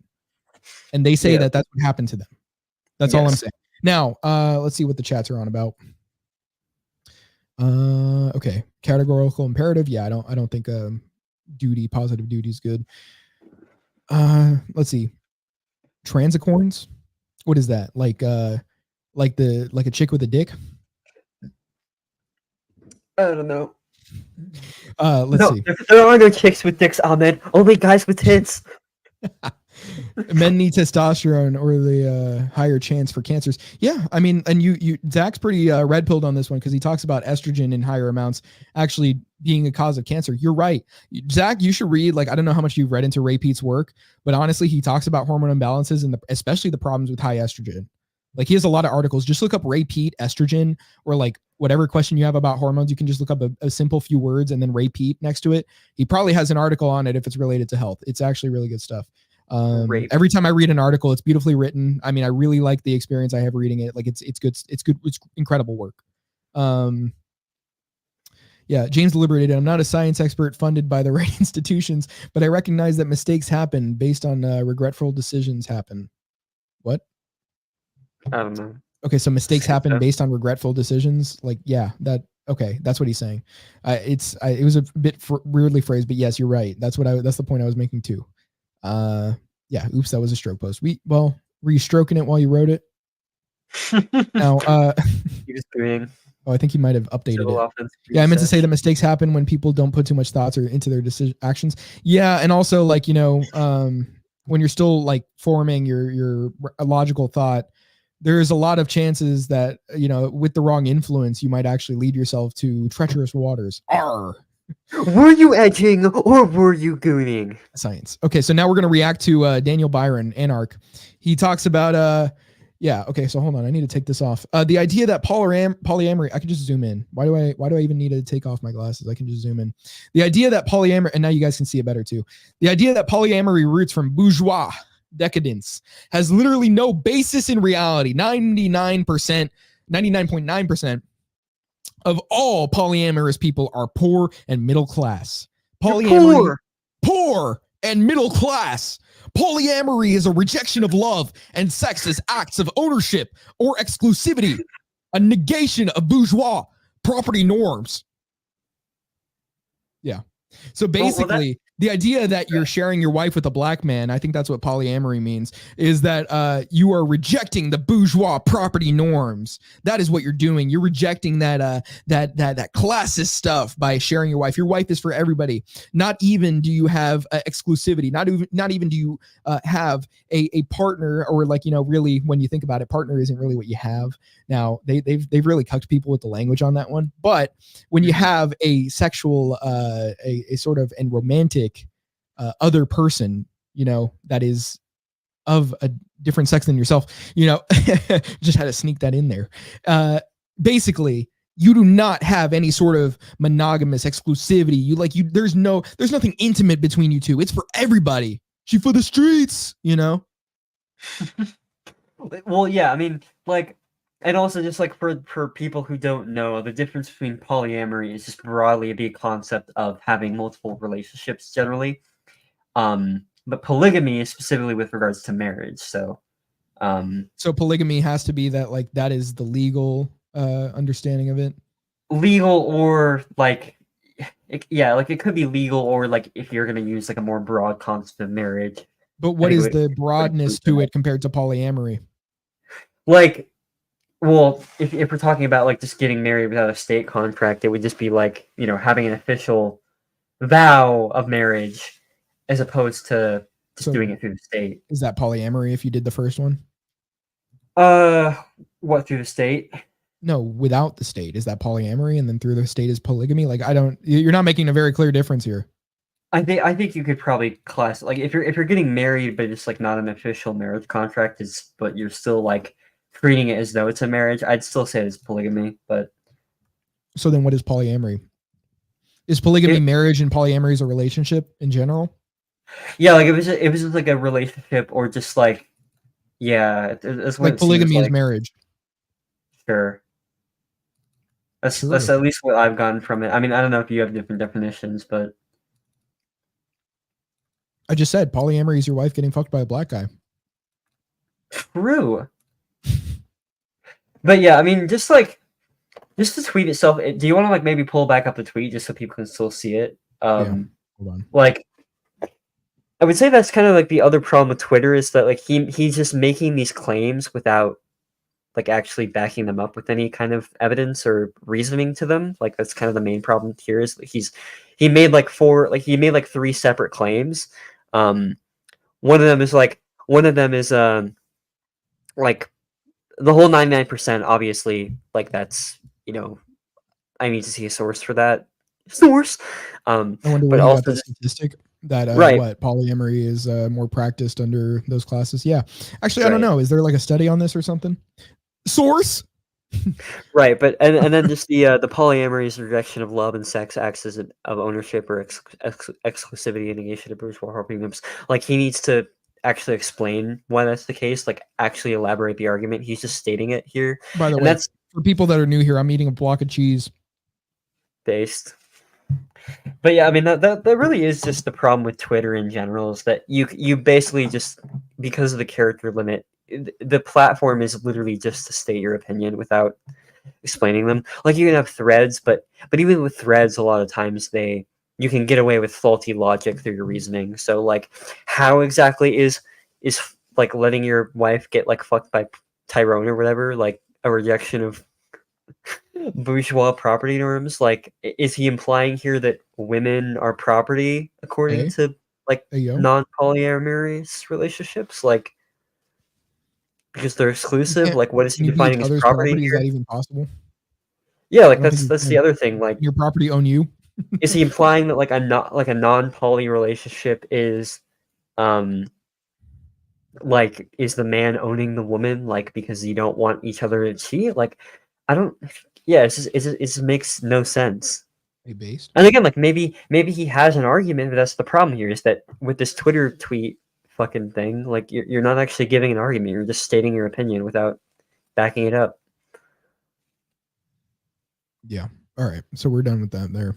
But yeah, I mean, but I love that that's like the peak of it. Like, that's real. That's real anarchism. Real anarchism is when my fucking wife gets fucked by Jamal. You know, I need my empirical verification that my wife had sex with Jamal. Big black cock, like, fucking destroys my wife. Like that's the core of anarchism at its root. I don't think he's in a relationship, right? I don't know. I'm not sure actually. Is he? I don't know. That's a good question. If so, he's definitely he's not on the losing side of that. You're never like I don't think there's any point where there's a like for the most part, right? Like if you have it like non-exclusivity on both ends for men and a woman, you're losing out on that as the man. Like the woman is going to get as much as she wants all the time. The guy's going to have to put work into the game. The woman can just go out and say, she can go on Tinder and say, I'm in an open relationship. Dude, get dick that night. I mean, the guy can maybe go out to like a club or something and get some if he has a good game. But the thing is like, you know, that takes work compared to just putting yourself out there, you know? So obviously if you're looking at like if we just took a chart, right? And every time, like if we took a jar of quarters, like 2 jars of quarters, and we paid one in each time, like we had a tip jar for like, you know, each time one slept with somebody, I'm pretty sure that jar for the woman's going to fill up before the guys even gets to like, you know, a small amount. Honestly, it's probably going to be pennies in there, not even quarters. Yeah, and that's also like a problem that I've had with him sort of defining anarchism as well. It's no rulersism kind of. To the point where I think his definition of anarchism becomes so broad to the point where you can't it's weird to where you can't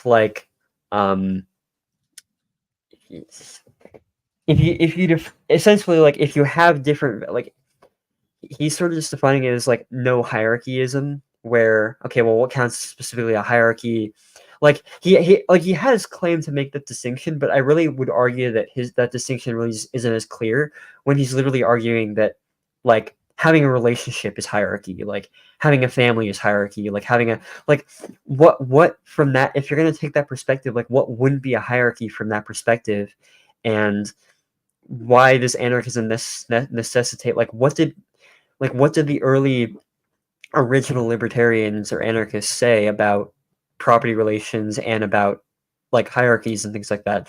Like their claims weren't based on the idea that well when people are above each other vaguely, that's bad and therefore all hierarchies are bad. Like that was not ever their critique. Like their critique of capitalism wasn't like, oh, I don't like that a boss has more money than me, etc. Wholly based. Roast beef. Anyway, Sprouts roast beef, fresh deli beef that they cut there at the place. Yeah. I'm Tate. I'm smoking. Smoking a cigar. Holy shit. But like just my broader point is that I'm risking cancer to look like a mafia boss. But I don't give a shit. Yeah, I love how he says that, but then also like has this whole rant about like, you don't need a vape. Breathe in. You know. Vape is definitely worse for you. Well, right, but I think that is kind of, you know, it's like, oh well, you know, I'm making fun of people for like being unhealthy for fucking smoking a vape and looking like an idiot, but you know, I mean, well, cigarettes, I'm risking cancer. That's based, you know. I don't know if he's cigarettes. Cigars. Whatever. Cigars don't even have that high of a likelihood compared to other forms of giving you cancer. Sure. It's lower. I mean, it's just pure tobacco. It's not like it doesn't have all those like additives and stuff. And I think that's why Europeans not in general get less cancer because also it's a metabolic issue. Mm-hmm. But Europeans, I mean, they just roll their like cigarettes like in like pure, like tobacco with just nice paper. Like they don't have any like those fillers and tar and shit. Right. All right. But yeah, I mean, just broadly, I did want to mention for Daniel, if you're watching this, you're probably not, but just for any like ANCOM watching this, all of the left anarchists that you love, like Kropotkin, Bakunin, Malatesta, etc., they all made their claims, all of them, like their main focus, the main thing that they primarily touched upon specifically was ethics in their philosophy. Their entire foundation is not rooted in this vague, we don't like rulers. It's specifically the notion that because we reject coercion and violence, and we respect the individual's autonomy for collecting and homesteading resources, this is why the state's illegitimate. The state has set up property titles that are illegitimate for capitalists as a class. Capitalists don't have a legal claim to their property. Therefore, capitalism is illegitimate.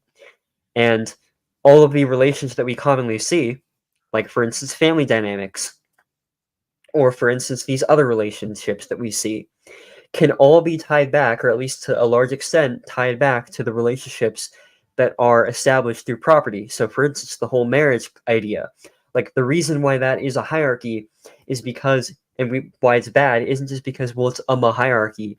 It's specifically because the state defends these marriage contracts unilaterally and makes relationships based on property as opposed to love and trust. So again, like this whole vague, like, oh well, it's no rulerism and because you want like a family, like, no, I think it's a lot more reasonable to define anarchism specifically as the broad rejection of the state because the state as an organization is rooted in coercion, or at least not just the state, but the rejection of all organizational systems and structures that are based fundamentally in coercion. So the state has definitely done more to like mess with and deteriorate family relations and worsen them, if anything, than it has to really even like prop up the I mean, it does prop it up, but I'm just saying, like, then to cause there to be a strict enforcement to the point where people otherwise wouldn't have just formed these families the way they do. And, you know, like the idea there being that like man and woman together create children is just kind of like the natural thing that happens. And I mean, man attracted to woman is just sort of the thing that happens for like people that have certain hormones, you know, you know, like the state had not been as involved like in certain ways until it became to the point, I guess, that it maybe became more of like economic progress was more necessary. Like there needed to be like, let's say maybe like like it just depends on when it needs more family creation. It depends on when it needs more like, you know, like tax-based incentives. It depends on like, you know, and that's just more so to create more people and to incentivize it. But it really just comes to when economic progress needs to be sort of like a boom, like there needs to be a boom, and they're just putting the families together by creating these like positive incentives for it. But it's not the idea that they literally just said, oh yeah, man and women will get married and that is how things will be from now on. Like, you know, before everybody was just doing whatever they wanted. And it's like, no, now you have to fall under these hard guidelines of how to create families. It wasn't like that because again, like how would people have the ability to raise children otherwise? Like, I mean, especially before like surrogacy became a thing. Mm-hmm. Yeah, and this is also like broadly why I sort of have the issue. Like I have my issue with ANCAPs, but I think to sort of just say like, oh well, they're not anarchists because in their theory they think the logical conclusion of libertarianism will be like the existence of wage labor and capitalist businesses that you work for. Like I don't think thinking about a logical conclusion to something and thinking of it in this way necessarily means that the underlying theory is incorrect. So I mean, broadly their underlying ethical theory is, again, like not the same, but still rooted in the fundamental libertarian tradition of rejecting coercion, rejecting organizations that seek to prop up industries that are backed up by violence.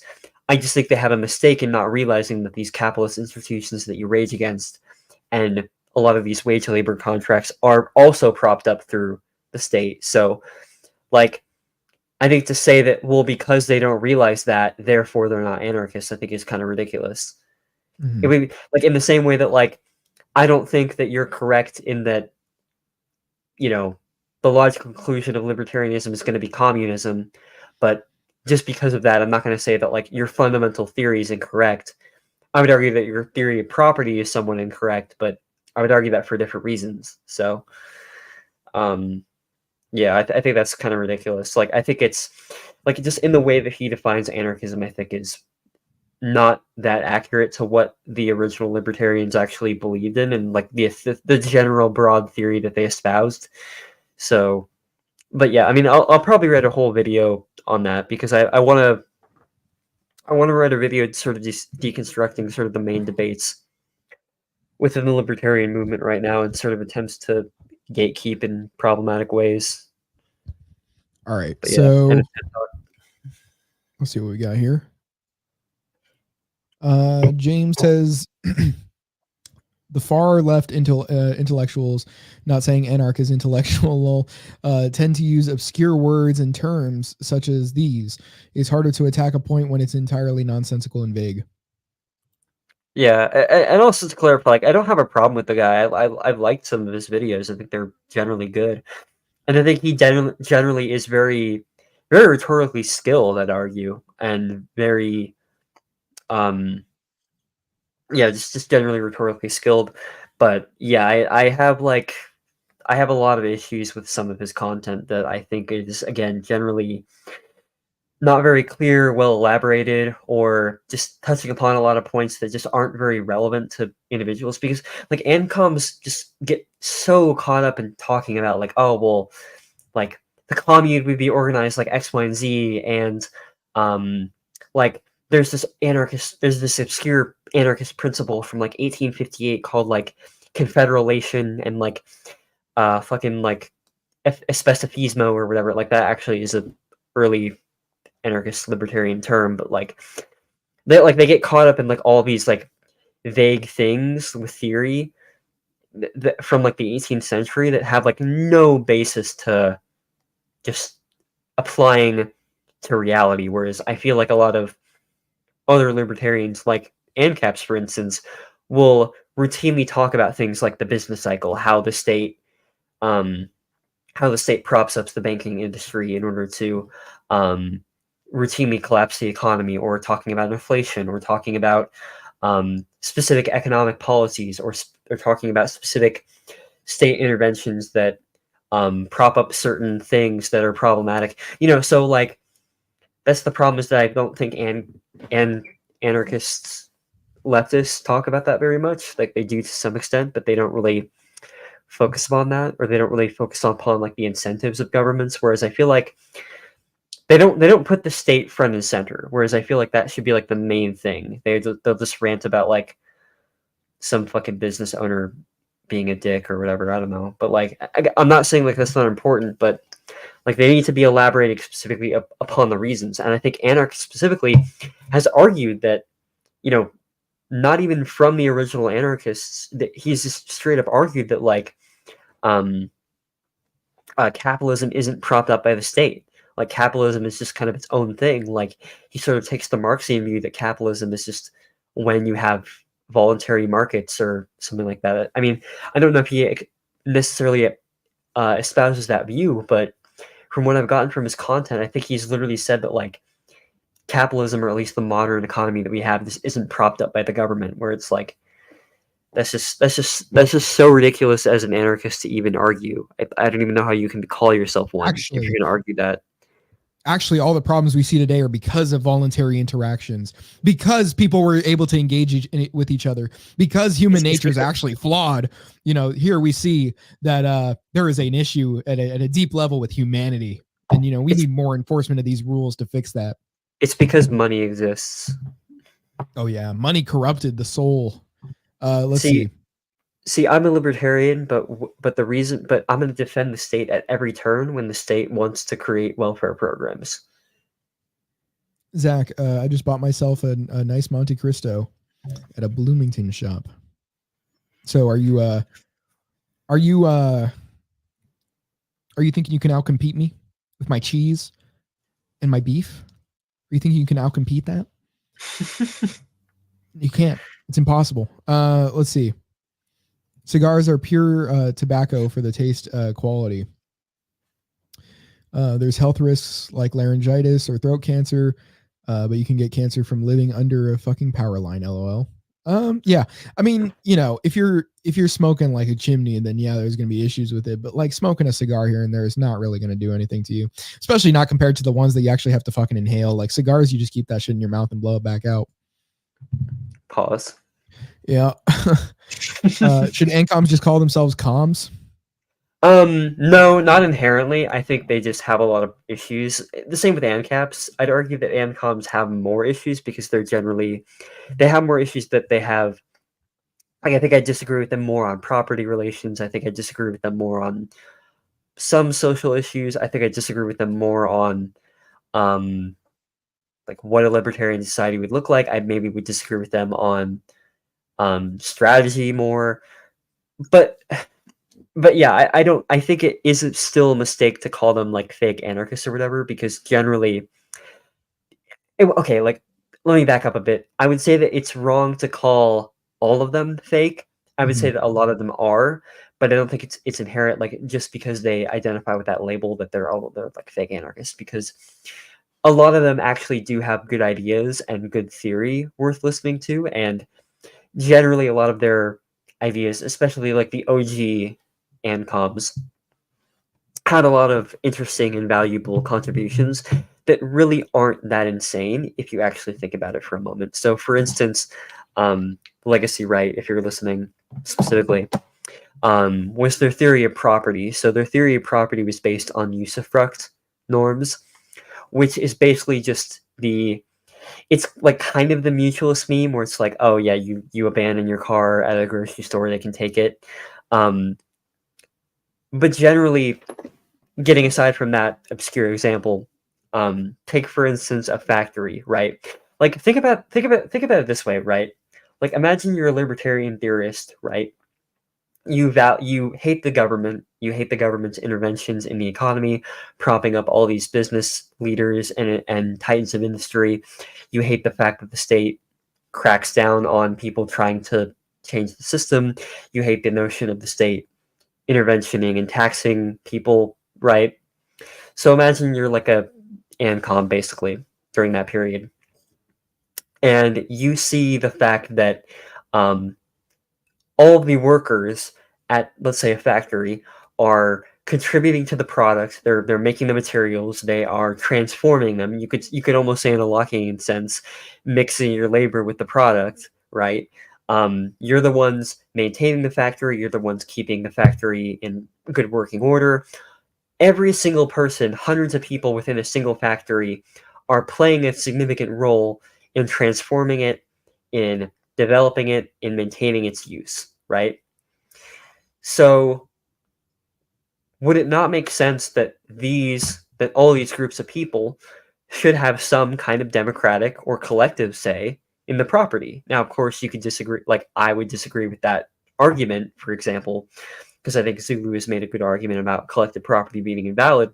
But for the time, I don't think that was a very invalid argument to make. So what would that logically conclude with? Well, it would conclude with not the capitalist, the entrepreneur, having the title to the factory just unilaterally and all the stuff that the workers make. It would be the people actually producing in the factory. It would be all the people working on the products, making the products, hauling and transporting the raw materials of the product, and the people maintaining the factory. So from that standpoint, if you're looking at it from the Lockean idea of the people who homestead the material have a right to the property, generally it doesn't make sense from that. It can make sense from that perspective to say the workers should collectively own the means of production. So the capitalist doesn't have a claim; they can fuck off, and the workers can own all of the industry democratically. So that's basically the ANCOM argument: is that this is why they view fundamentally that capitalism is invalid, but they came to that conclusion from a property rights perspective, even though we wouldn't agree with their property rights theory, because that would justify maybe stealing bread from a baker, whereas maybe we would argue that the baker has a right to store that bread and sell it. Just because you're storing it doesn't mean you abandoned it. But the ANCOMs would argue that storing it in a store and then the bread kind of collecting dust without you using it is sort of a form of abandonment, where if someone else wanted to come into that store and take the bread and eat it, that's not really a violation of your property rights, is what they would argue. So like ANCOMs, ANCAPs, all the different variations of anarchism that we see really comes down to a debate over what counts. We agree that property rights are valid, but what counts as a homestead, what counts as abandonment, what counts as, collective or individual ownership, etc. So that's broadly the argument. Now, Zach, you said you tried a Monte Cristo. Now, have you tried the Romeo y Julieta? Now, because I'm going to show you a Romeo and Juliet. right here. I'm gonna show you Romeo and Juliet on our screen right here. I'm gonna take a piss. I'll be right back. I'm gonna show you Romeo and Juliet on our screen right here. Is that you want to try that, Zach? If I were Tom Holland, I'd die for that. Got him. We got him, boys. All right, let's see what we got here. What do we got here? ANCAPs are utopian. Well, okay, so like I think you're saying that from the perspective of like you don't think human nature, because if I'm getting what you've tweeted out or said before, right? You're thinking that human nature just can't account for the people that are willing to violate rights in order to get what they please. Like you're kind of coming from that egoist perspective, aren't you? Now we've talked about this on the show. Like we've talked about how basically technology is sort of the thing that is going to, I mean, it is essentially its own equalizer, right? In the sense of like Ancat brings this one up where it's like cars that are keyless, or that you need the actual like fob for in order to get the car running or to get it to move. That disincentivizes stealing in the sense that like now people can't just like hijack your car. Like they can't just like hotwire it. Hijack. What is this? 9/11? They can't hotwire it. And so like, so basically they need the little fob. You have the fob. It's going to be a lot harder to take your car from you. Or like, of course the Arab would be thinking of that. Yeah. Or like muggings with like having credit cards that you can just cancel as soon as somebody takes it from you, as opposed to having cash that you're just getting stolen from you all at once. Things like that. I mean, obviously within society, I mean, people being able to be armed, people being able to print guns, from wherever they do, wherever it is legal, right? Perfectly legal, wherever it's perfectly legal to do that, people are doing it. And that is ensuring that they are armed and able to, how they say an armed society is a polite society. People are able to have that equalizer itself as well, as far as preventing like something like assaults. So in a lot of ways, they're technologically, like we will be in a better place to where, anarchism actually is something that not only is more feasible because now states have no way of reforming after they've collapsed, but also in the sense like it actually won't lead to like more aggression. There won't just be like in the long term like more violence, and if anything it'll actually we'll get to the point where technology can grow due to markets. Markets still exist, by the way. It's not something that states uphold. Markets will be a thing, and that will bring us to a place of greater prosperity as time goes on. Yep. And also any chaos involved as far as like states collapsing. Well, first of all, that's already a problem of states. So you can't even blame the libertarians for that one. And if states aren't able to reform, well, I guess if you really want to blame technology, but again, that's really not a problem of anarchism itself. So there's no blame to anarchism for, there would be warlords or something. No, you can't make that argument. Well, they also can't make that argument because we also oppose warlords. So it's like, we don't. But they're saying it would lead to it. I think they're maybe making the point that like, well, it doesn't matter what you support; it's what it leads to. Well, we don't support the state going away in a vacuum. So obviously, like we just don't think the state is a legitimate institution in society in the same way that we don't think warlords are. So, like, what the solution to that is, it's very nuanced, etc. But generally, when we say we oppose states, we wouldn't support okay. A good example would be, like, let's say you don't support a criminal mafia gang that has just taken over your town, right? You find that gang to be aggressive, right? That gang has taken over your territory. The gang has started taking your money, etc. If you want that gang gone, you can't just say, well, what if another gang comes in? Or, like, that would just cause other random criminals to come in. Because, like, all we're saying is that that gang doesn't have a right to be in that area. Obviously, we also don't want other people like that coming up. So that's why we try to minimize violence in general. So trying to minimize violence in general would necessitate trying to subvert the state as an institution, because they're the biggest criminal that we have so far. They're the biggest criminal that we have to deal with. Obviously, there are other petty criminals, but that's why we also oppose petty criminals. So I don't think that's a correct argument to make, just even on the surface, Yeah, let's get through these chats a bit quicker here, just so we can get back to what we were talking about. We're almost hitting the 2-hour mark, so we're just gonna get through these and then see what else we have to react to. That would be funny. Maybe not some of the longer ones that we thought we could have in case we ran out of time or something. But yeah, there's still some stuff. I don't mind it being a longer stream too. All right, yeah. I mean, I'm down to stay a bit if people are. Let's see. Ancoms have their own covenant community that we'll just let them call a commune. I mean, maybe, I don't know. I mean, that's kind of the same thing, isn't it? I mean, like, what really is the difference between a covenant community and a commune? Well, the difference would be essentially the difference between collective property norms. So ANCOMs think that like it would just be essentially be a democracy in how the property is managed. I was saying from the best idea evidence, of like, you know, the idea that there's still leverage placed over you in both to act a certain way. Yeah, I think it depends. Like with the covenant community thing, it depends on the ANCAP you talk to. Like it's sort of A the problem with, voluntary HOA. well, yeah, it's sort of the problem where they don't like what their definition of a covenant community ranges from is like it's any time that anyone has an agreement on property, but it's also this rigid HOA like institution that can unilaterally declare like whatever you can do, and it can also like execute gay people or whatever. So it's like if you sign the contract, you know. So it really just depends on who you talk to. So I'll probably be dicing that out in my hop essay, but yeah. I wouldn't say that they're inherently illegitimate. I would just say like it depends on who you talk to and what you're espousing it to be. I mean, some doing their Zach says I'm fine with doing their own thing. I mean, that's the human experience. Let them be so long. What? Let them be so long. Pause. As they let me be. Who cares about ideologies? Just leave each other the fuck alone. True. You were gonna say something though.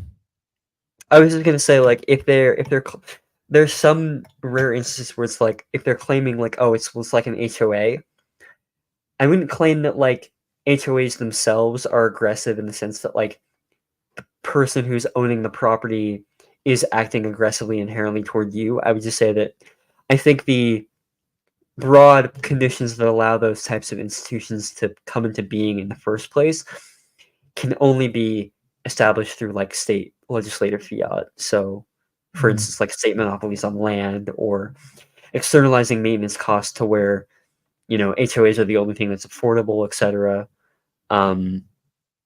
Like that would probably be like my biggest critique of like CCs. Yeah. Fine. Stupid. Okay. Yeah, we got you. I agree. Even though I know the communes would fail, we can just let them find that out on their own. Yeah. Yeah. Zane. I genuinely became despooked upon reading Sterner for the first time. Really? You became despooked? Despooked of what specifically? Because completely? I know Sterner would say, wouldn't he say that morals are spooks? I mean, it's like pretty much just to do what you want to do, right? Do what your whim is, you know, whim worship. Is Max Sterner Jewish? What was his real last name? Was it Sterner? No, okay, well, apparently it wasn't even Max Sterner. Yeah, it was Johann Kaspar Schmidt. Schmidt, wait, you say? Is Schmidt a Jewish name? No, I don't think so. Is it? Let me see. I think you could just be Mike Schmidt and just be some white guy, right? You'll find that at Freddy's.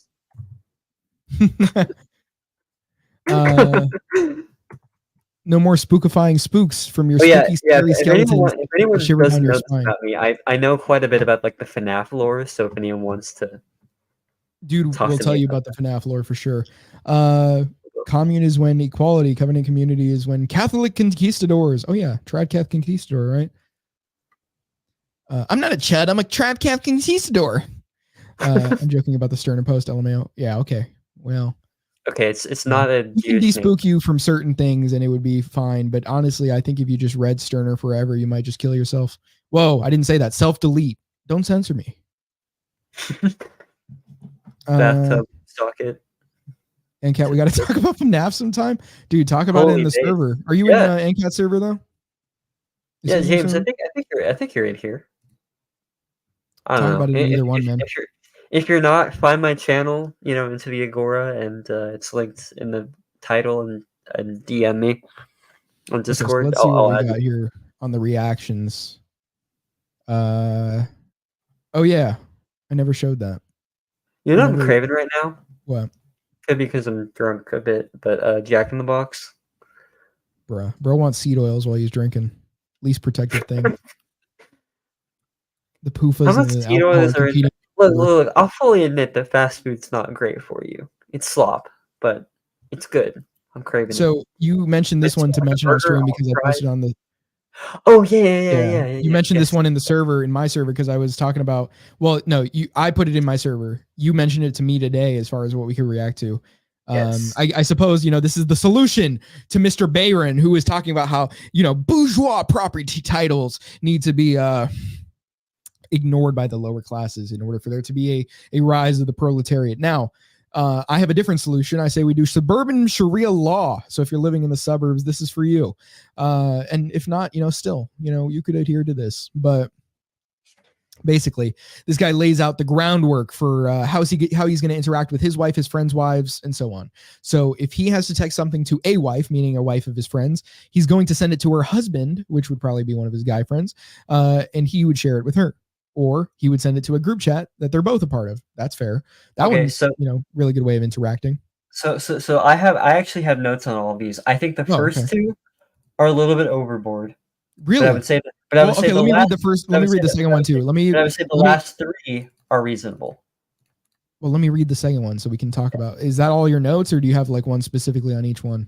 That's basically my notes. Yeah, but That's it. Okay. Well, do you want to go to point by point here? Like talk about what? Sure, so why do you think? Okay, so let me read the second one, and then you can say why they're overboard piece by piece. I never enter a neighbor's house if the husband is not at home. Okay, so tell me why those two are unreasonable, or maybe just overboard. So with the texting, I don't like.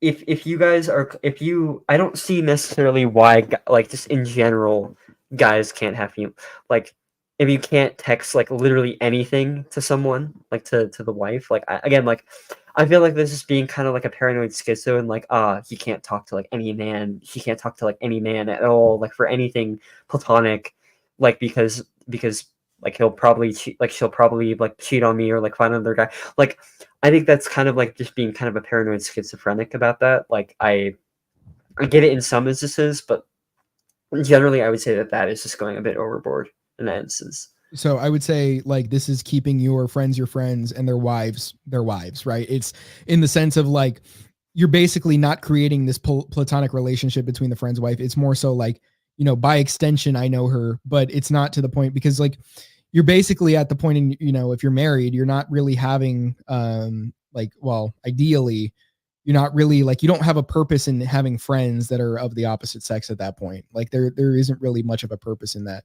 So it's more so just saying like, okay, well, I'll keep a respectful amount of distance between my friend's wife, not because he feels threatened by my presence or talking to her or something, but it's just more so it lacks purpose in doing it. Like it makes more sense to just have that relationship with my friend. Well, I agree in the sense that like I think it should be respectful, but I don't know why like texting anything to the wife is inherently like disrespect. Like what I'm saying? Like I think it would depend on the context, it pretty much takes you beyond acquainted at that point, I would say. Well, wait to like reason for it. Wait to like text. So like for instance, like text the wife about I don't know. I'm trying to think like I don't know something that just happened in your life or something. Well, why are you telling her about that? Well, because you're friends. Well, see, then that's the whole thing. It's like, why are you confiding in this woman, or why is she confiding in your male friend? Why is your wife confiding in another man? Well, I don't know why you like. I don't know. So, for instance, take suburban couples who are friends. So, like for instance, like my parents are friends with a couple, right? They're swingers. No, but they're both mutual friends. They like to talk about shit, just shoot the shit as friends. I don't see necessarily why that's or like one-on-one. It often is in a group setting, but they both have like separate you can DM someone specifically. Like you don't like. Here's the thing. Like I don't see why like if you're just friends with the couple, like why you necessarily like everything you have to say to them like has to be to both of them. I don't think that makes sense. Well, it's not saying that it has to be to both of them. It's just like there are things you could just be friends with the guy on, and the woman can be friends with the woman. But it's more so like that's the reason behind it. I mean, like women have women friends and guys have guy friends, like as a more, I would say it's more beneficial for them to do it that way. I mean, women more so, it's a little bit more neutral in the sense that like there's not much that they're losing out on by having a guy friend. If anything, they view it as sort of like having this diverse experience where they get to see a masculine perspective on things. And like, you know, to them, it just feels normal. For guys, on the other hand, I would say like if a guy is talking to a woman, you know, like as a friend, it's sort of like there isn't much he's gaining from it. And if they're like, a lot of the time, the more close you are with a friend as somebody, they're going to like confide in you more and all that. If a woman who is going to be the more emotional person is confiding a lot more in you, that first of all, it's intimate, but second of all, you're not really gaining anything from it in the first place, in that like you have more to lose by being friends with a woman than you do with a guy. So if anything, you're taking on more of that like emotional load. For what reason? Well, okay, like what if you're friends with like just the couple, like so you like so like you know that the woman and the man are dating, you know that they're married, for instance. You know that like nothing's gonna happen. You enjoy the personality of both the man and the woman just as friends. You also have a wife that you care for in that intimate way. You both have a connection. Like you enjoy the couple as a friend. I don't see why. I think it's kind of ridiculous to say in every single instance of texting you have to do it through the husband, or you have to do it in a group chat. I think that's kind of ridiculous. Like for literally anything, because that's what it's saying. See, it's now like, you're compiling you're compiling two different things, in that it's, you know, there's a friend relationship in which you are cordial with the woman that is your friend's wife because you are in a group setting where you are interacting with each other. You can talk about things like, as within the group, like in that setting, but like to say like individually, I'm going to reach out to my friend's wife, I would say is a different threshold than in a group setting. We are all casual and funny with each other, or like, we're all laughing about things. Well, no, I mean, what if just generally you're not liking the woman because like, oh, I have to like her because she's like my friend's husband or whatever. Like you just generally like her in the same way, like as a friend, in the same way that you like your guy friend, maybe, for instance. Now, see, the thing is, like, now we go back to the idea of like, why would a guy be friends with a woman? Is he going to have interest in her? What's the likelihood that he gains some sort of interest in her if he's friends with her? I don't think like any, like especially like if you're married. Yeah, like if you're married, it still happens. That's the whole point. No, Like, it's like marriage isn't something where happen. there's some sort of like idea that it's like, okay, well, nobody ever gains feelings for each other at any point after that. No, like I think it can happen, but the idea like you can't be just friendly with a guy's wife, like if you're married, like I think especially when it comes to married couples, Friendly versus friends are different. I think it's more okay. I would agree with you, but like I think it's more reasonable to expect that, like, oh, if you're single completely and like the person you're seeing also isn't with someone, and you're like, oh well, we're just friends. Like I think that is a bit more unreasonable, but I think it's a lot more reasonable when it comes to like both of you guys are in committed relationships and you're just friends, like you're gonna have a coffee or whatever, like just catching up as friends. I don't think that's really that weird to have. Like that's a thing that happens all the time, even among like just regular conservatives, And I think it's, and I also think this is a really, really weird standard to be like, I can't even text you anything individually. Like it has to be through the husband, or like it has to be in a group chat. If I'm I going to think text the you, point of the rules is to avoid cover. I mean, it's called Sharia law for a reason, Like- but I think the purpose of it is to avoid casual conversations rather than just an actual, like, if you text that it's over, like if you text one time, it's over. I think it's more so to avoid the idea that there would be casual interactions, like on a consistent basis.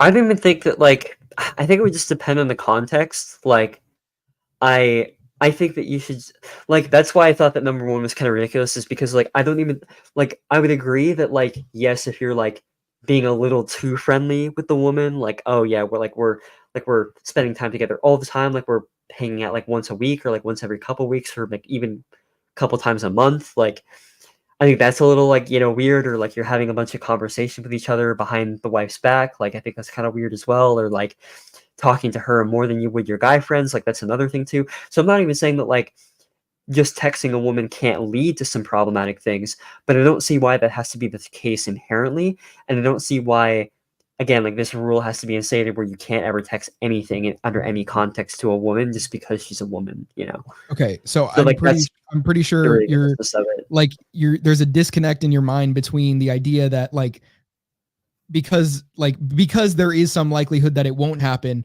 Oh, well, now it's fine to do whatever, right? Like it's minimizing the actual like percentage or likelihood of an incident. And so like the thing is here, like it's not about the fact, again, it's not about the fact that the first thing was sent. Like that's not what is being said, is like that's really just sort of like a barrier. It's really just saying like, okay, well, because those things can happen and because frequent texting of things, even if it's like non-casual, eventually will start becoming more casual because of familiarity.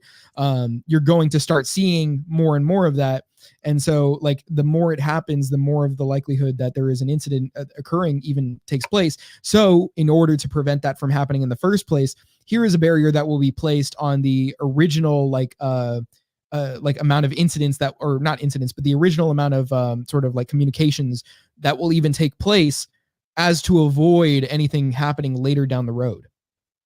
Well, I think placing that kind of barrier, especially on something like so minor, at least from my perspective, but it's not about the fact that it's like here, like, you know, oh, well, it's this minor thing. It's because, again, like conversation really like is a very important aspect of this. And so to limit the conversation initially is part of what is like, you know, like it is there because essentially because of what it can grow into.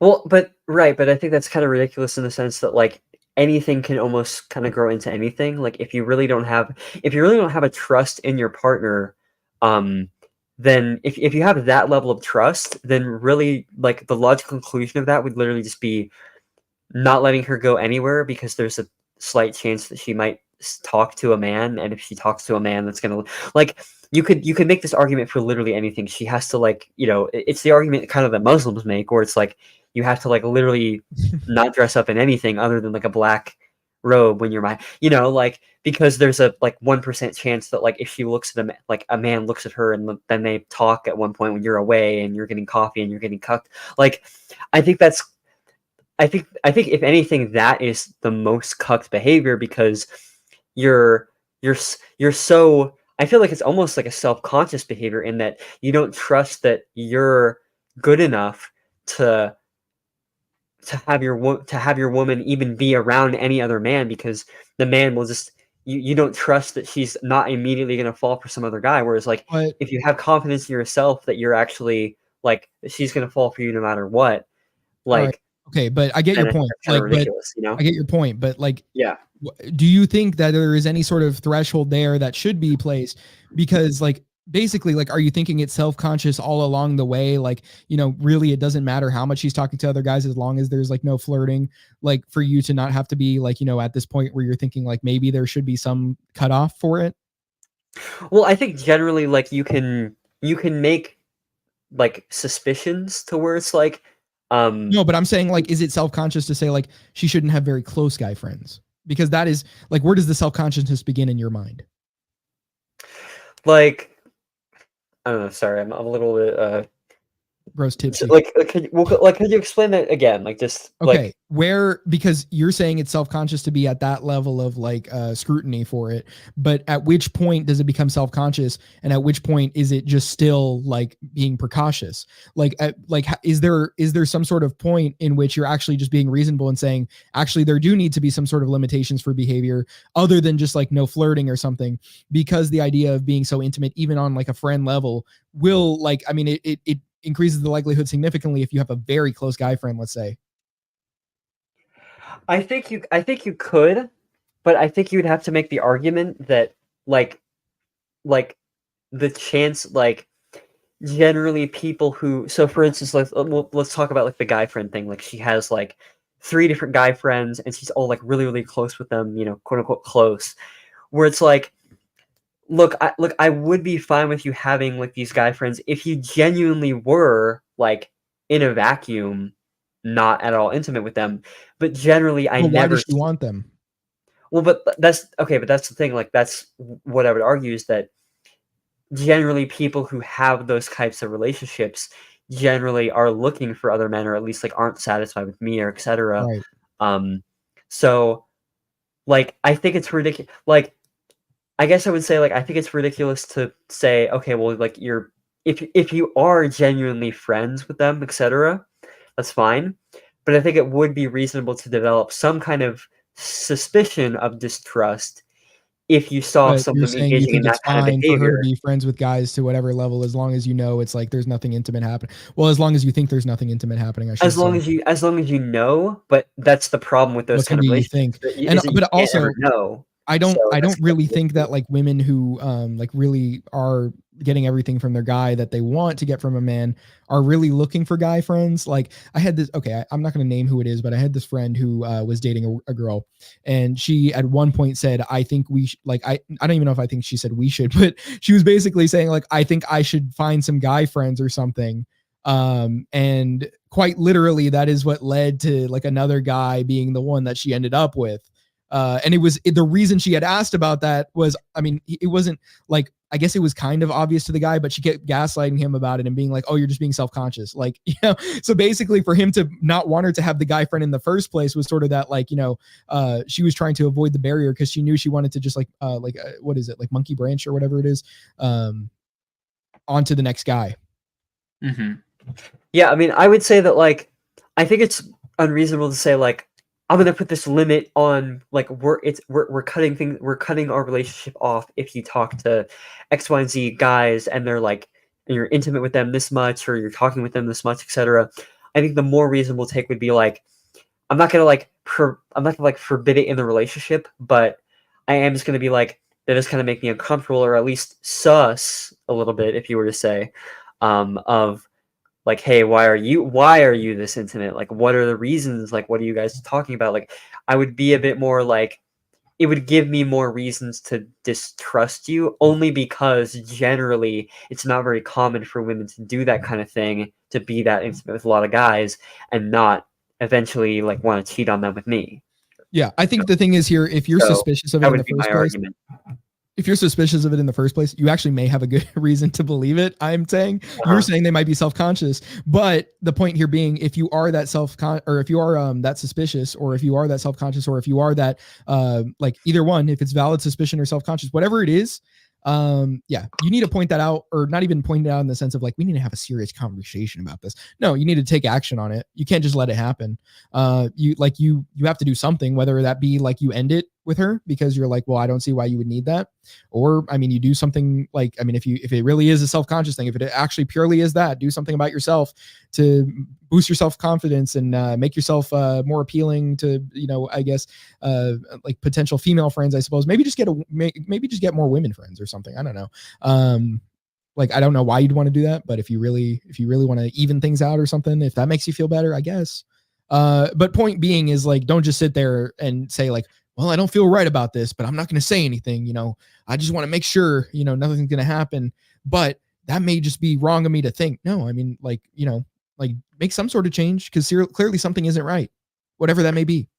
Yeah, like generally, I think the best thing to do in a relationship is if there's something in a relationship that's making you uncomfortable, like a guy like a girl talking to a guy friend that's like really close. I don't think the solution is to be like, I'm laying down these ground rules. If you don't talk to him, we're done. Like, I think the better thing to do is just to be like, actually sit down and have a conversation and just be open with each other. Huh? That's what I said you shouldn't do. I said, you know, probably if it really is to the point where you think like, if you have it on good authority that like she's doing this because you think she's going to monkey branch, just leave her. Well, sure. Like, I think that, yeah, I think that would be like, I would agree. Do that. Put it off there. Now, if it's a self-conscious thing, I'm saying make some sort of change on yourself.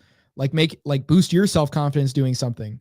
Like, don't just be like, hey, you know, because look, it's going to seem weak coming from you. Like, hey, I'm not so like sure about like these guy friends you have. Like, I don't know if I'm comfortable with it. And you're not even like making eye contact with her. You're not even like fucking looking her in the eyes and saying like, what the fuck are you doing? No, you're just like, you know, you can't even get the words out of your mouth.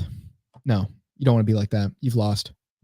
Well, yeah, you're obviously not going to do it like that. And honestly, I Okay, think I'm not saying it's that's literally why- going to be like that. Point but- being, if you're like, oh, I think we need to address some of the problems in potentially finding other guys, like she's going to see through that. She's going to be like, yeah, this. She's going to smell the sort of like fear in your breath. She's going to smell the sort of like lack of ability to lay down the law. Well, I think generally this is why like you should be having conversations before then. Like you should be both kind of agreeing about like what your values are, what you expect from a relationship, what you value in a relationship, what makes you uncomfortable, or like what you find to be like kind of sus behavior.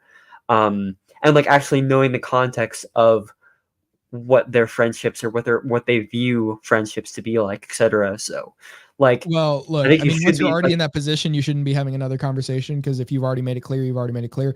If not, I mean, right. It's gonna seem worse coming from you that you're having this conversation with her anyway. Look, it's not gonna look good on you. I'm just saying, like, it literally is gonna, like, even if you're not just insecure, even if there is good reason to think it, it's gonna breed like it's gonna sound like insecurity to her. She's gonna see some sort of like cracks in your masculinity with that. It's gonna be emasculating. Yes, I would agree with that. Yeah. All right, but let's look at these next ones. You say these are the reasonable ones. Let's get to where we agree. Let's get to the handshake here at the end of the day, where we're like, you know what, man, we still see eye to eye on this. All right. So so if trying to coordinate a play date, meaning, you know, not a swingers party, but, you know, just having everybody in a group together, let's say like weird language. Chili's. I'm off Chili's. I'm off Chili's. I haven't been at Chili's in it's probably been almost 5 years now. I think it has been actually 5 years now since I've been to Chili's. I got food poisoning there, and then I was like, never again. Yeah, you know, never again. # never again. Anyway. So yeah, I just let's say like Applebee's, even though Applebee's is pretty bad too. Let's say that's where the play date is. I either talk to the husband, share the invite with him, or make sure the wives connect to sort it out. Yeah. So, I mean, like, why would you ask the wife directly about that? That's kind of weird, right? You're circumventing the husband, who you're probably closer with anyway, or should be at least, to say like, let me just ask his wife. Yeah. So you think that's reasonable? Why do you think that's reasonable? Like generally because I think that like when it comes to coordinating these types of activities, I think generally it's not that unreasonable for the man to be the ones that are more coordinating of that like events, or at least you don't think it's more like, you know, you're cucking him a bit by asking the wife? What do you mean? If you ask the wife instead of him, you're cucking him a bit? It's like letting his wife drive him around everywhere. Like asking, I mean, I guess kinda, sure. Yeah. All right. So let's see. So I do not add wives as Facebook friends. I think this one's going to be pretty easy for us. Unless I'm already friends with the husband and they invite me first, would be rude otherwise. Otherwise, leave invite pending. Yeah. I mean, and I don't know how you would necessarily square out your views on 1 and 2 and 4, but I mean, I'll let you do that. Yeah, I would say that like generally I think that like adding someone as a friend on, I mean, like Facebook, it's a little bit different than Instagram, I would say, because Facebook generally like, I don't know, it's kind of complicated, but generally I would say that like, yeah, it probably isn't like the best idea, especially if you're single, to be like, oh, I'm gonna add this guy's wife that I'm not friends with on Facebook, because generally when it comes to like adding Facebook friends, that seems to be like a thing that leads more into DMs, whereas like Instagram, it's more just like that's not really necessary as far as like following. So I don't know. I kind of generally agree. I don't think that's like that unreasonable to ask, or at least to be like, yeah, I think it's kind of like a dick move to like add this guy's wife as a Facebook friend. Well, what if you guys are friends? Oh, if you and the wife are friends. See, there you go. Like, how do you square out 1, 2, and 4? Like, what do you mean? Well, let's see. So, I mean, it says unless I'm friends with the husband and they invite me first. It's not like you're inviting them. Those are the 2 qualifications. So like, okay, so they're saying like, just to clarify, like they're saying like, oh, like, well, so like being friends with the wife but not the husband, basically. No, it's not just that. It's unless I'm already friends with the husband and the wife invites me first. The wife, no. The wife sends the Facebook invite. Oh, I see. Yeah. That's the phrasing. So like, even if you're already friends with the husband, she has to send the invite for you to accept. I don't know, because I feel like that would be a little weird, only in the sense of like, Now you can't square out 1, 2, and 4, like I said. well, like I'm just saying, like, what if she sends the invite and like she's just looking to cheat, sort of thing, you know, like, oh, I'm looking to cheat. Well, that's not with on the you. invite. With that, you could think that you know you don't know what her and her husband said to each other beforehand. I mean, it's like you could just like accept it, like, oh, like maybe like, you know, they're fine with that. So you Like, kind of it's not the same as it's not. Well, no, not really, because it's like it's already being sent to you, so you're just kind of like, all right, like you're just going along with what was already presented to you, as opposed to something like actively, like, you know, going to have like casual conversations. It's just a Facebook invite. It's not like it's, and you know, see, like it's not even like you're being messaged something to have a Facebook invite. Now, once you get messaged something, I think you could get the implication. Yeah. Yeah, I guess now that I think about it, I don't even know that I would agree with number 4 per se, like inherently. Yeah, okay. But number 5, you think is reasonable. If contractors need to come home to the house while I'm not home, I plan to meet them there. Yeah, because generally, like I think men are more responsible for like the house, like the more important house stuff. But also, I mean, you know, that could be dangerous for your wife. If there's some like big burly man that's working on your plumbing. But in a real sense, like in a real sense, like I mean, I wasn't even thinking that, like, in a real like sense, you would need to be there. Yeah, no, I wasn't even thinking of like, oh, I'm scared that like, yeah, like that would not be the reason why I would say like I would agree with 5, like, oh, because I'm scared that like, oh, this big fucking plumber guy is gonna like fuck my wife secretly. But it's not like, just that. Like he could attack her. He could assault her. Oh yeah. It's okay, not just it's not just the idea that they cheat. Though even so, I mean, you know, you're throwing him in there with her. I don't know about that. I think the cheating thing is like the least of your concerns. I would say that like, yes, the attack, like it's a safety. That's more thing. of a concern. The cheating, you could just leave her. The assault would be devastating. But you know, the cheating itself, you could just say fuck that hoe. But you know, honestly, it's if you're living together, you're gonna get screwed over if you leave her. And I would also say like you're kind of being cucked, like, oh, honey, you deal with like the contracting stuff, like you deal with the X, Y, and Z, like you deal with like the stuff that generally men deal with.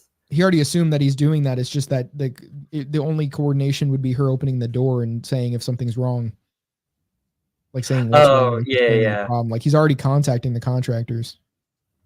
Oh, I see. Yeah. But yeah, that's the suburban Sharia law for you guys. Yeah. That I think was our longest reaction out of like a few short sentences. So like, I don't know, like I would say like some of the stuff is like going a bit overboard, but I would say that like some of the things like aren't that unreasonable. Like I would just say that like I don't even know that like you would treat them as laws. I think just general things that you abide by just normally thinking about it, you know, like, oh, generally like, hey, if the contract is here, I want to be there. Like he said, it's suburban Sharia law, probably in jest a bit, but it was just more so like if you live by these guidelines, you minimize any sort of incidents potentially. Sure, but I think it's kind of ridiculous to where like if you like you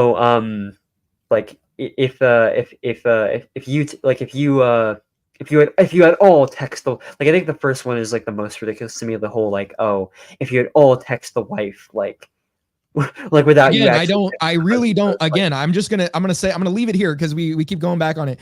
I don't think it's about the first text that is the thing that's like you have now committed like the worst act known to man. It's like this is just to reduce further like things that would further happen from there. So we kind of have to go a bit beyond just the idea that you're texting about these few things to coordinate some sort of meeting, or like, you know, it's just something funny you're sending because like you want to show both of them or something, or you just thought everybody should see it, something like that. I mean, if anything, you'll send it to a group chat, but you get what I'm saying. Like as far as any sort of like specific like socializing, you're going to get into some more there, obviously, like just as far as general conversation, because that's just the casual thing to do. So obviously it's about that and not just about the fact that you are sending things in a lot of ways. It's not just about that, but you know, like probably partially it might be, I don't know, maybe in the regard of like, as I was talking about earlier, where it's like you want to coordinate things with the husband, but in just this sense, it is really just about the idea that like, you know, this becomes like more conversation beyond that in a lot of cases, not that it necessarily even does, but just the idea that for it to happen like that it's a likelihood. It's actually very probable, just based on, how casual conversations would happen. You're going to gain familiarity. It's going to become more intimate, not in the sense of necessarily sexually, but, from even a platonic sense, which could blossom into something else. But it is because of that. And it is because that's not something that's like universally like unlikely, or it's not because it's something that is like, that's just not going to happen. Why would that even happen? That is in there.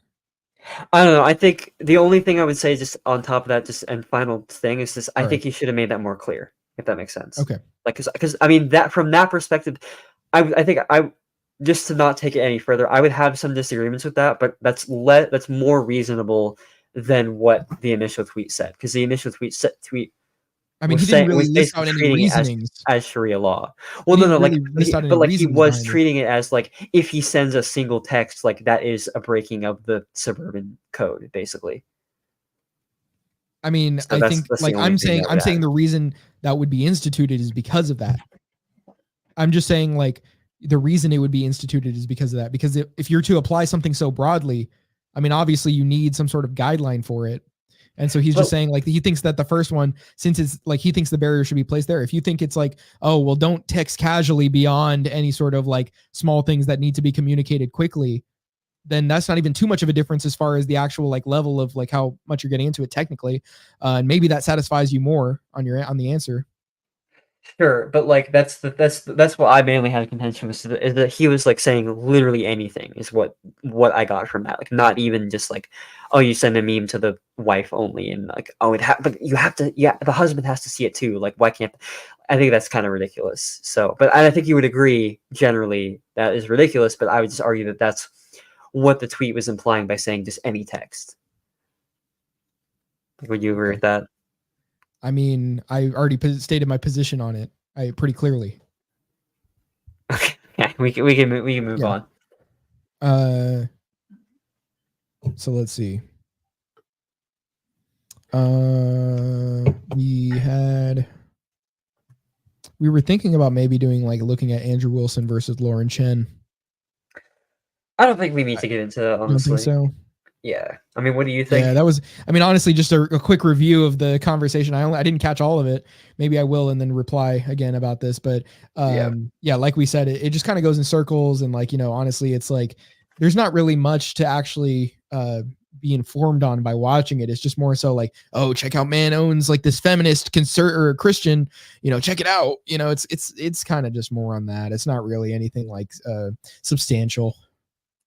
Right. I would say maybe the most substantial moment is like where he convinces her that basically secular people actually shouldn't reproduce, because he's saying it's not actually marriage. So therefore, like, it actually makes sense that you should not advocate for secular people to have relations and have children, even though it would increase birth rates in the West. Oh yeah, she wasn't even thinking of the consequence of like, oh wait, within my worldview, isn't like secular marriage a sin? But like she was still advocating for it anyway. I think that's kind of ridiculous. But I mean, obviously I don't think secular marriage is a sin, because obviously I'm not religious, but secular marriage is good. Secular marriage is epic. Unironically, yeah. It's I mean, like, I really it's don't more see based a problem in with like it. Like, it's more based in Christian marriages. But it depends on how you define secular marriage, and we're not going to define it. It just depends on how you define it, because I'm just going to say, more than two doesn't sound like a marriage. That's all I'm going to say. True. That's all I'm going to say. Yes. Now, as far as actual like marriage, yes, that is a good thing. You're not having a bunch of relations out, like, with different partners, and like, when I say partners, I just mean people you are having sex with. And obviously, like, if you can just like look at the chart that shows, and obviously, like, look at the graph, look at the statistics, but really, like, there's a reason for it. Look at women's number of sexual partners versus like divorce rates, and you see that basically, like, or I don't know if it was divorce or sexual, or like a marriage, like dissatisfaction in marriage. I think it might have been divorce, like on the one I saw. I think there might be both. But anyway, point being is the more they have, the lower it is. And so you look at like I think the charts show like 0 to 5. I would like to see 0 to 100. But point being is that, like, literally, if this is the first man you had been with, the idea is that, like, this is going to be the most successful marriage that you can have, actually. Like, this is actually like going to lead, this is conducive to the best possible relationship possible. Like it's, you know, that is it. That is how you lock in, you know? And so like people are like, oh, well, you haven't experienced enough. You don't have this experience. You don't have like this and that. That's trauma. You know what you get from that? Fucking trauma. Have you seen women after coming out of a relationship? I mean, I know like, you know, they have the whole meme of like women actually don't care at first. Like they care at first, but then they stop caring and then guys just like go on it forever. But the point being is like, they still get trauma from that. That's like the guys leave an imprint, and not just mentally, chemically. The oxytocin being released to pair bond is something that they are having with another man, or not with another man, but with another man other than yourself. And that is going to affect her ability to do so with you, even if it's marginal. It's going to affect it. I think women actually are like more get more like worked up for a while after the relationship than men. I think men are actually more likely to get over easy. In the short term. So what no, happens? I think long. I would say long term. I don't think so. I don't think so because, well, I have examples, I guess, on both sides to the contrary, I suppose, but those could be outliers.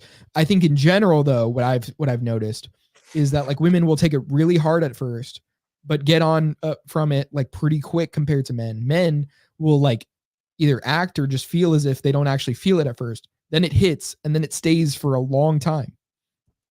And I mean, I've seen this, like men will like feel like, and especially if it's like their first girlfriend, like, I don't know if, like, I mean, you can get over it, but it leaves like something significant, you know, it's like I think that is life-changing for guys. I mean, obviously it is for women too, but I think on a different kind of level it is. Like what kind of level would you say? So I mean, like, maybe I could just go into how the processes work, and maybe that could help me reach a conclusion on this. So, I mean, I guess like women do connect a lot with like the guys they sleep with, like emotionally, but the more guys they sleep with, I don't know, because men can have it to where they're emotionally detached, right? Well, yeah, like women eventually become desensitized to it. Well, that's what I would argue is that like because women are more dependent on the guy broadly, and they get like a lot more like emotionally and just practically from the guy generally, they and also just with the pair bonding with sex and what they're attracted to. I think generally women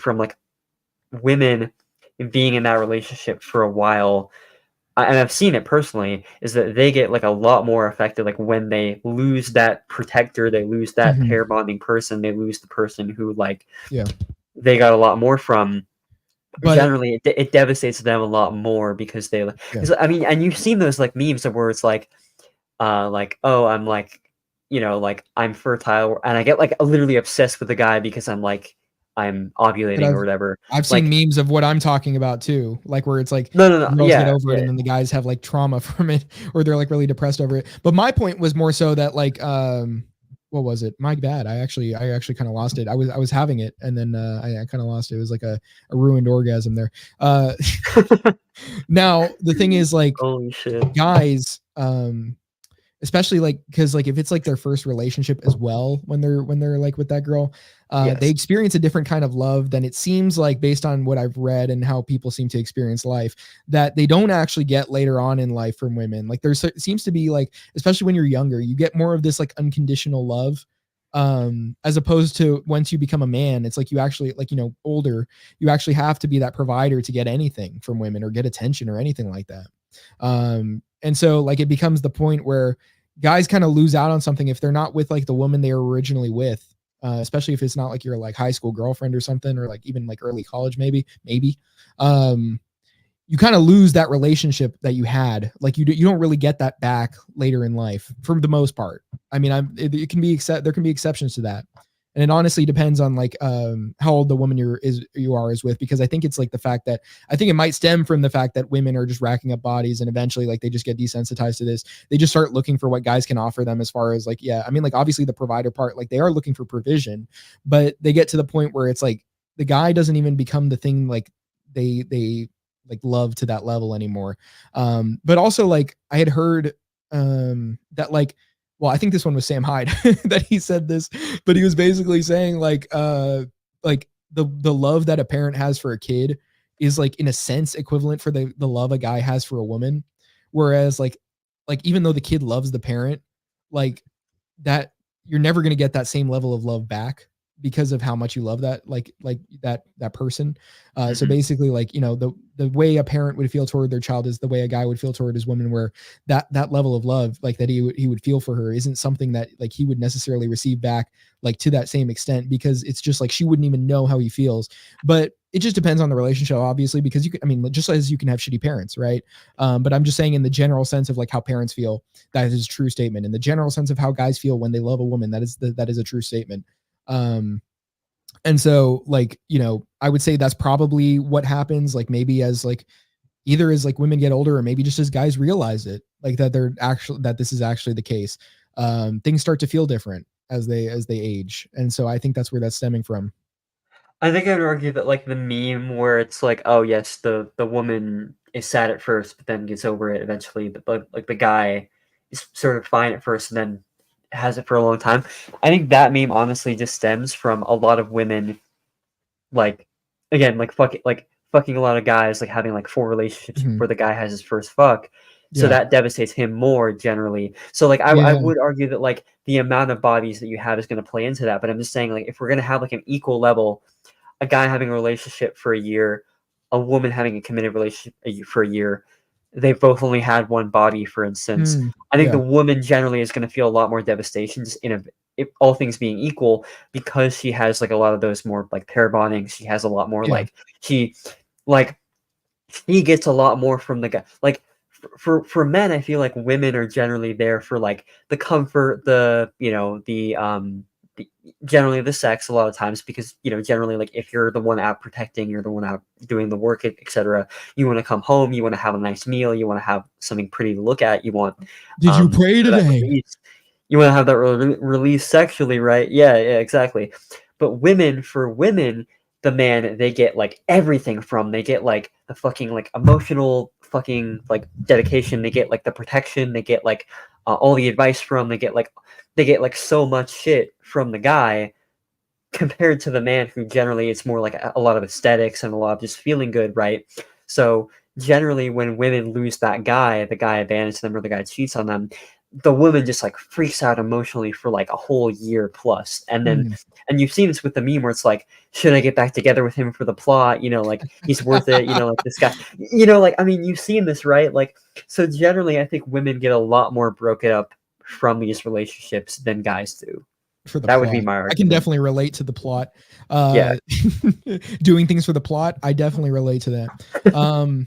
Now, yeah, no, I see what you're saying, and I actually think there's truth to that for sure, because it is the case that like women get desensitized to it, and that's when they start to become more apathetic. Yes. And yeah, that is, I would definitely say that is, I mean, like if anything, it hardens guys as well when they've like been through somebody, not sex. I think for the thing is, like, I think like women get desensitized through even the sex, but the guys get desensitized through relationships.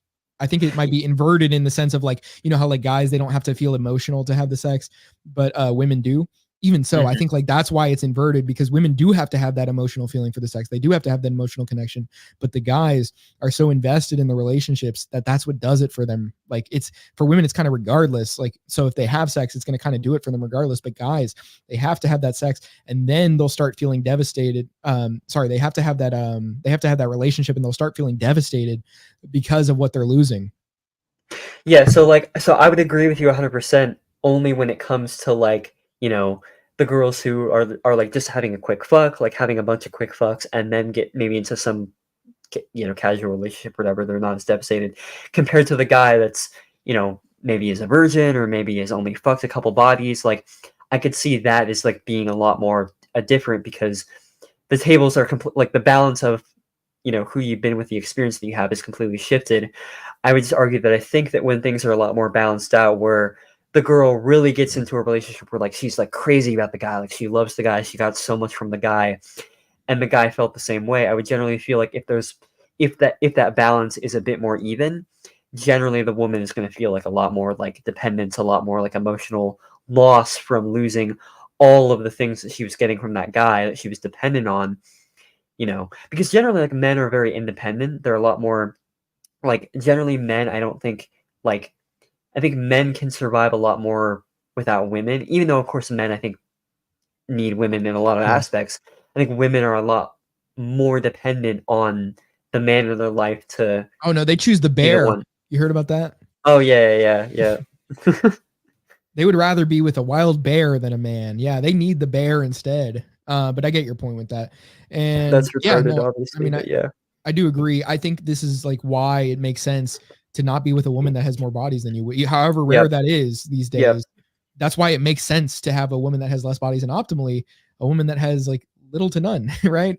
You know, I mean, like, clearly, like the woman who is like, I mean, like, and that's not even like, because they're like, oh, why do you think virginity is so good? Like, why do you think it's something that, like, you know, why do you think pureness is so good? Why do you think that's like something to strive for? Like, why do you, what is this other than a superficial fixation on it? Well, we're describing why it matters, right? You know, we're describing why this is going to affect the quality of your relationship. So it's not just beyond like, you know, some feeling that like, because you don't even have to think like, oh, this woman's like dirty or something. Like, you don't have to think it like from it like that. Because I feel like if it weren't the case that like women became this way as they had more like sex, like emotionally and like, you know, in the relationship itself, I don't think it would be really the same concern. You know, I don't think people would be like, oh, well, I just feel like disgusted by it. To an extent, probably, because like you're imagining your woman getting fucked by somebody. That's not a great feeling anyway, right? So I do think there could be some of that feeling still, but for the most part, I think a lot of it has to do with the other part, the other aspect of it. I think that a lot of it, like, that is why it matters so much.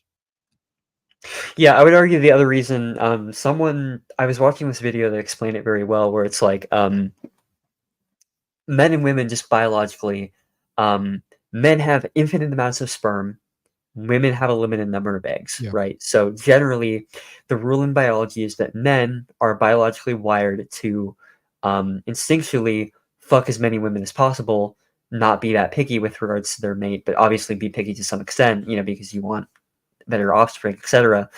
Women generally are a lot more picky because a lot of their pickiness is going to depend on, is the guy going to assault me? Is the guy going to be an abuser? Is the guy going to provide for me, etc.? Is the guy all these other things? So women have a lot more qualities. So generally, because they have a limited number of eggs, that's why they're a lot more picky with guys. So generally the rule is with guys, if they want a quick fuck, like if they want a quick fuck, they value a I want a woman. sick fuck. I like a quick fuck. I like my dick stuck. And so cause she honorable, she ride dick like carnival. Anyway, you talk race party? Right, like, yes. So guys, if they're looking for short-term fucks, they want the and so cause she on, right? Like they want the girl who rides the dick like a carnival, you know. So they're not gonna mind as much if like, oh, she's a slut, like she's a whore. Like, I don't think if you're looking for a quick fuck, you're not really gonna mind if they're fucking a lot of guys.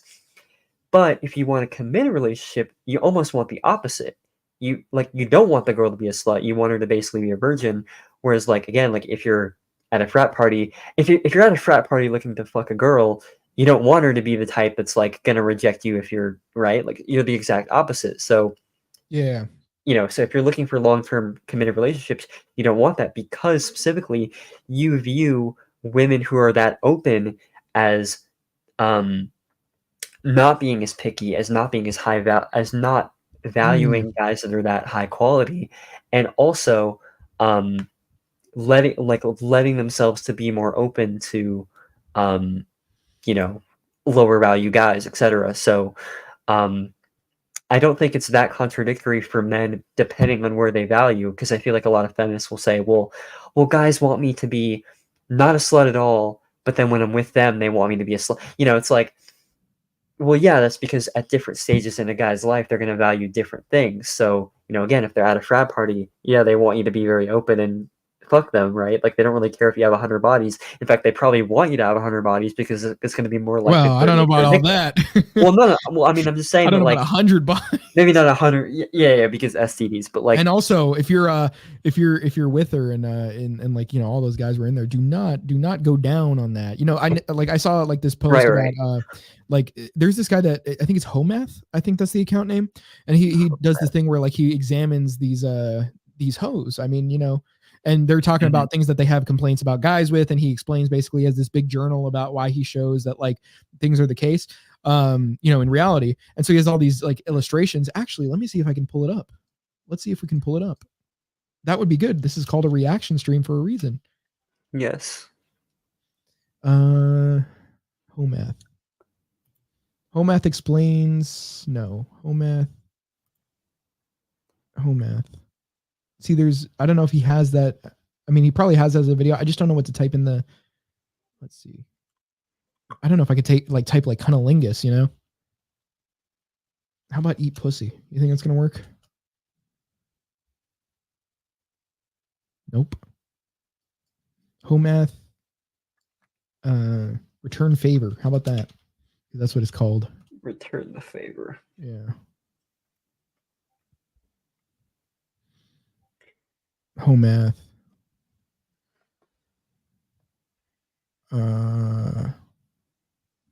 Dude. See, look. I am red pilled in a lot of instances. You know, like I fucking consume the trad shit. Like I think there are a lot of valid arguments in that direction. Yeah. You know? I'm not as justice pilled as you might think. You know. Yeah, I get that. Let's see if this is it. TikTok video was mixed. Both men and women say TikTok entitlement. Let's see if I can find it. Found out. Do I anticipate mini fight? Maybe 4 hours with him. I'm speaking like Biden right now.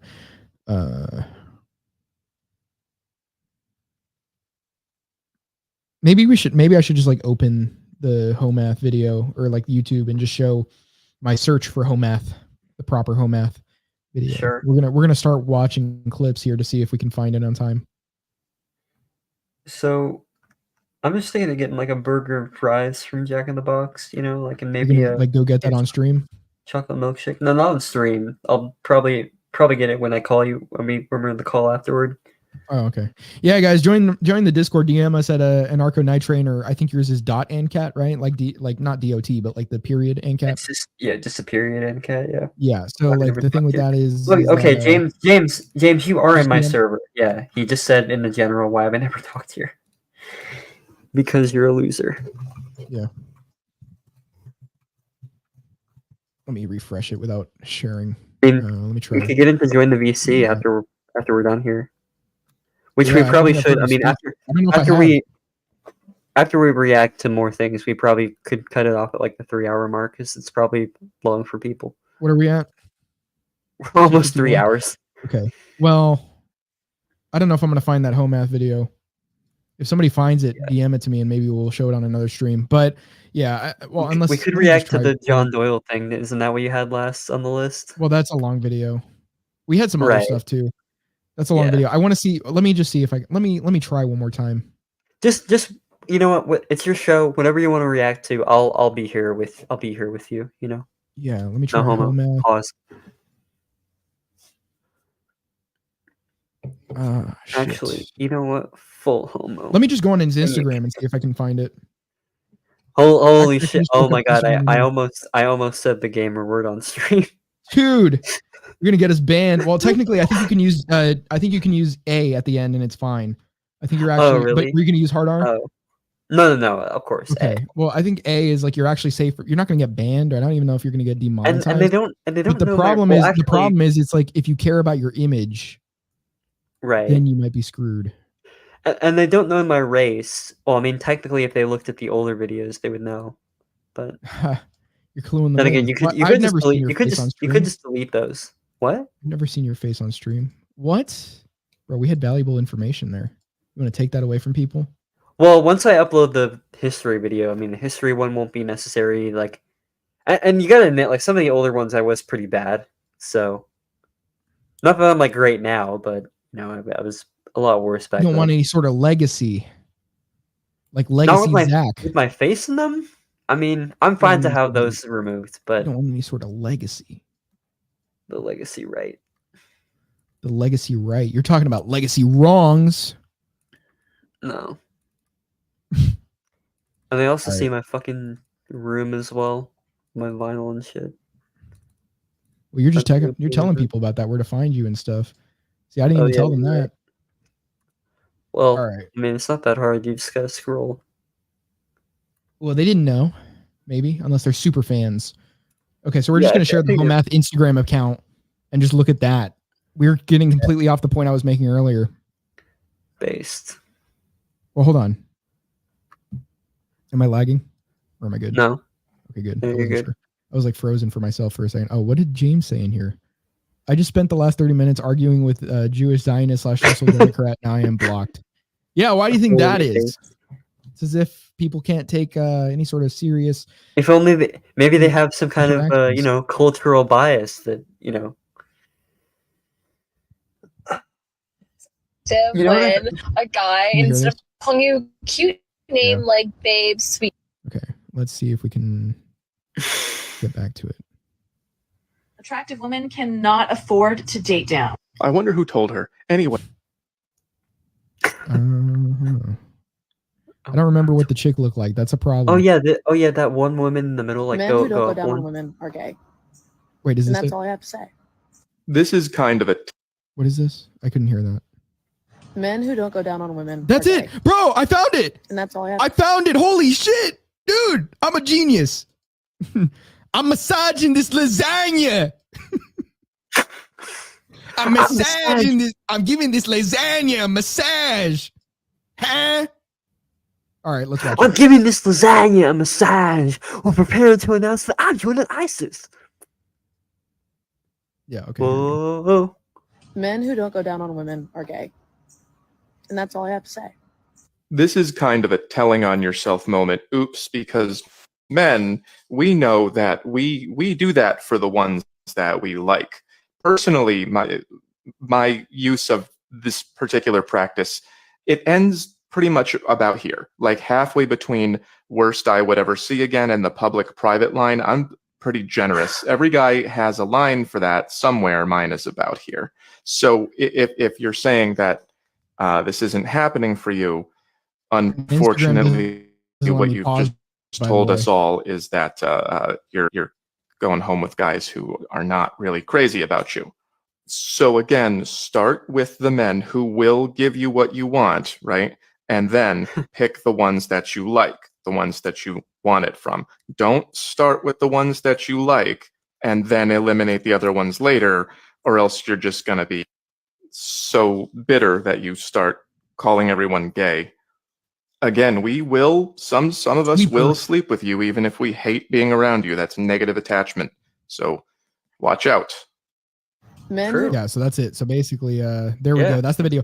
I was mentioning that, I think because, the 100 bodies thing. Yeah, I was saying like, don't do that. And I was kind of saying that reasoning for that, like, okay, so obviously there is like, it becomes worse like the lower you are on the chart. I'm not denying that, even though I have my views on the whole matter. I'm just saying. But basically, the point here being is that, yeah, you're better off the higher you are on the ranks there if you're going to do it anyway. You do not want to be doing that at the lower stages. Like, don't do that. Don't do that. Yeah. Yeah, I mean, yeah, I would say like on that. Yeah, I would say like it's obviously not gay, but like I would also say like, yeah, do it like you do it to the ones that you are more keepers, or at least they're like that you respect, or at least they're more. Well, I mean, maybe not like, because I mean you respect everyone that you sleep with. I think generally, like at least you should have some respect for them. I'm not saying you should, but you're saying you do. I'm like, well, I don't know about that. I think to sleep with a woman and then just say, all right, bye. I don't know how much respect is necessarily involved in that. Right. But anyway, I would just say that like, yeah, generally, like if you're going to do that action, I think it's more of like, yeah, you probably want to do that to the women that you're more valuing and more wanting to be committed with. All right. Well, do you want to watch some more home math? I think we'll Sure. wrap it up with a couple more home math videos. Yeah, that sounds good. Just to comment on them, and then we could wrap things up. Yep. All right, let's get on that. Let's get on this grind. Let's get And this then I shit. can Let's get get my- this shit. Let's get this shit. And I can get my Jack in the Box. Top of the morning. Top of the morning. Top of the morning. Top of the morning. Oh yeah. Also, if anyone's in the chat here, feel free to join our in the Discord afterward, because me and Ahmed will be in the civil offense Discord. Yeah, server. it's my stream, so we're going in the civil office Discord server tonight, not the into the Yeah. Agora server. Shit. You know what? honestly, now I'm the No. guest that's getting you views instead of No. you. I need a threshold here of how many live viewers we're gonna have to get to even do that. Like if you got me, like, let's say, okay, so my current best was probably like when I had Esso and Sude on. So honestly, if you start getting me like 30 live viewers, that's not even like, I just see the eyes on here. I don't know how many there actually are because that doesn't just count for all the other places. But if you start getting me like that many, then yeah, then we'll get into it. But let's see. What about intransigence? What is happening here? Let me see this. I hope that we grow together. Pause. Okay, yeah. Hey, Pause. I didn't realize until you said it, but now I'm saying pause. Should I call my friend that says pause like that just on stream? I would have to tell him technically, legally in Florida, you have to tell somebody you're recording their calls. So we don't have time to ask him. Yeah. All right, hold on. Rejected by a matchmaker this week. You wouldn't be able to work with me. This video made the rounds a few weeks ago. This woman basically went to a matchmaker to be matched, and then the matchmaker told her, I will not be able to work with you because of the way that you are. She then responded by not learning from her feedback and deciding that everyone had wronged her. This makes her the perfect opener for my red flag series, where I will detail red flags in both men and women.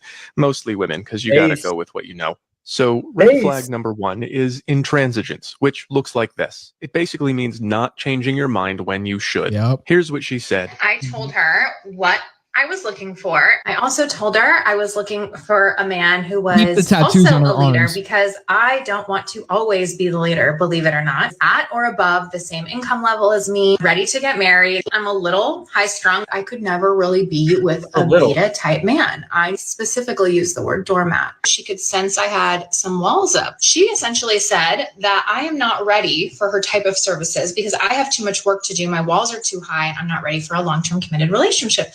She also said that I need to soften a little bit. Men like a softer woman. Essentially, I spent $350 to meet with this woman, have her tell me I am not worthy of love as I am. She should have her matchmaking license taken away. So that's she couldn't kind get it of from a the lot, guy, so except she's spraying maybe herself. Don't charge $350 to say you need an attitude adjustment. Relationships are a reciprocal thing. You have to give to get, and this lady's just saying get. Although maybe I should put something here besides dollars. There you go. So if she doesn't even want to talk about what she brings to the table, it's probably not much. While I've got your attention, red flag number 2 is inauthenticity. This is a woman's face. I never said I was an artist. The eyebrows are usually here along the ridge of the eye sockets, like this. Hers seem to have wandered a bit away from the bone, which they did not do by themselves. Bro, just here again her. is a simulation. You see the extra space. Most women wear makeup and pluck hairs, but if you're going this hard every day, I find that the degree to which people, not just women, change their appearance is the degree to which they don't want you to know who they are. So if someone won't self-reflect and won't show you who they are, I hope you got $350. I was rejected. Yeah. I mean, like, okay, so technically, like, she isn't even like not necessarily wrong on what she wants, but you can tell by like her attitude. Like, this is somebody that is a little masculine herself, right? It's kind of like, it's not somebody that's this like feminine woman that has these standards that's like, yeah, I do want some things out of a guy, but honestly, what was it? Well, yeah, I mean, like things like makes an income same as me or more. I mean, it's fair, but depends on how much you make. Like, what's your dating pool going to be like? Are you restricting yourself? So, I mean, realistically speaking, a more feminine woman would be like, well, I would like, if the guy can provide enough, I'll just let him be the provider. Like, I don't even need to necessarily do what I'm doing right now. It's like, we can start a family, or we can, or it's really just that, but like I can do like a side thing, like online, like sell, like do e-commerce, or like, not in the sense of like how guys do like drop shipping and shit, but maybe like sell some custom made stuff online, right? Something like that, or do something to like, to that effect. That is still, if you're looking for something in a fulfilling sense, could be like that. It could be like that. And, honestly, I don't know a lot of people that are excited to go to their corporate job anyway. So it's kind of a win-win. Yeah.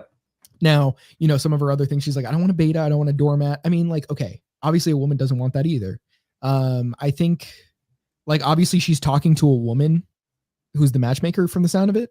So if that's the case, Obviously, the way you say things to a woman is going to matter. So I think it might have been the fact that she's speaking like that to a woman that would have been like, yeah, I don't feel this. I don't know if guys are going to feel this. Now, there may be guys who are like, okay, fine. Those are fine standards to have. Now, the problem may just be that she's masculine. It may not even be the fact that like she wants these things, but whatever. So yeah, he did talk about like her just not bringing things to the table, her adjusting her looks a lot to the point where it's like, it's not just something to maintain her look. It's to alter her look and to essentially be, in a sense, deceitful, because it's like you're hiding more about yourself. Yeah, that's pretty simple. But yeah, we are past like the 3-hour limit. I think that could wrap it up for our home math stuff. We have had quite a long stream here, guys. Let's see though what we have in the chat real quick before we wrap up. Yeah, I checked them in the server. I just spent, yeah, we already read that. 800 million what, Zach? 800 million what? Run? I don't know. Oh, what a high maintenance skank. Yep. Yeah, this was a great stream. Thank you, James. I hope you enjoyed. Yeah, I hope to do some more like this casual stuff where we just react to stuff, because honestly, it's kind of enjoyable. Oh, yeah. I mean, we could stream leech and just watch somebody else's stream and start commenting on it too. I know like Destiny does that stuff. So I don't know if you want to watch that. Sure. I'll do it. I'll provide for you guys. Papa will provide. Well, because they made it this far, should we tell them about one of the streams that we have planned so far? Sure. The drinking one? Yeah. You want to talk about Yeah. So basically, there's a TPUSA woman event coming up in, I think, do you know when it is specifically? I think it's like June 7th through 9th. And usually TP so really like streams their stuff. The plan is assuming they do stream it, which they should. They usually do stream, and hopefully if it costs money to do it, I might even just pay for it for the one time to watch that just for the stream. I'll pay for it. But as I long don't as think they are. Like, I think it's going to be streamed live on YouTube. That's what I'm thinking. So as long as it's streamed live on YouTube, we're good. If not, if there's some sort of paywall, I got us. We'll still stream, guys. We're not going to let you down. Now that we've and the reason why is because if you go back, you can actually see the previous women's streams, like the women's events from like 2023. So it's like one long stream though, one long feed. Yep. How long are they? Do you know? Holy shit! Like some of the it's like multiple days, and each of the days are like 6 or 7 hours. So they'd leave like a 6 or 7 hour stream up. Yeah. Okay, cool. So we'll do that. Yeah, as Ancat has said, you did mention the libertarian history video, like your progress on it. Is there anything else you want to talk about as far as projects or anything for your channel? No, I mean, I plan on doing like an Agorist video, sort of explaining what it is, expanding upon the theory eventually. But that'll be after the history video, and then after that I have a few more projects. But head to Discord if you want to just ask me personally. I can tell you personally some of the many ideas that I have for the channel. But again, sorry I've been delaying it for like fucking 2 years for anyone wanting, but I promise you it will get uploaded. I just again still don't know when. All right. Well, that's gonna wrap us up for today, because you already know where I am. This is my channel. Make sure you like the stream if you're still here. Make sure you checked everything out as far as in the description. We got links to Ancat stuff. We got links to my stuff. Feel free to browse it. You have the time to do it. If you're already in our Discords, go ahead and hop in my server in a few minutes, as Ancat might be more quick to actually get in there, but I'll try and hop in like 5-10 minutes, something like that, once I pack everything up in here. And yeah, I don't know. I mean, this isn't really one of my usual streams, but it was pretty good. I think this is more of just a casual one rather than an official episode, like I was saying. So it's probably just going to stay up on Rumble and YouTube and all that, and not really go on streaming or anything. But it's been cool. I hope to do more of this. And yeah, I mean, I guess I'll still give the actual outro. Civil offense is the key to winning. Thank you.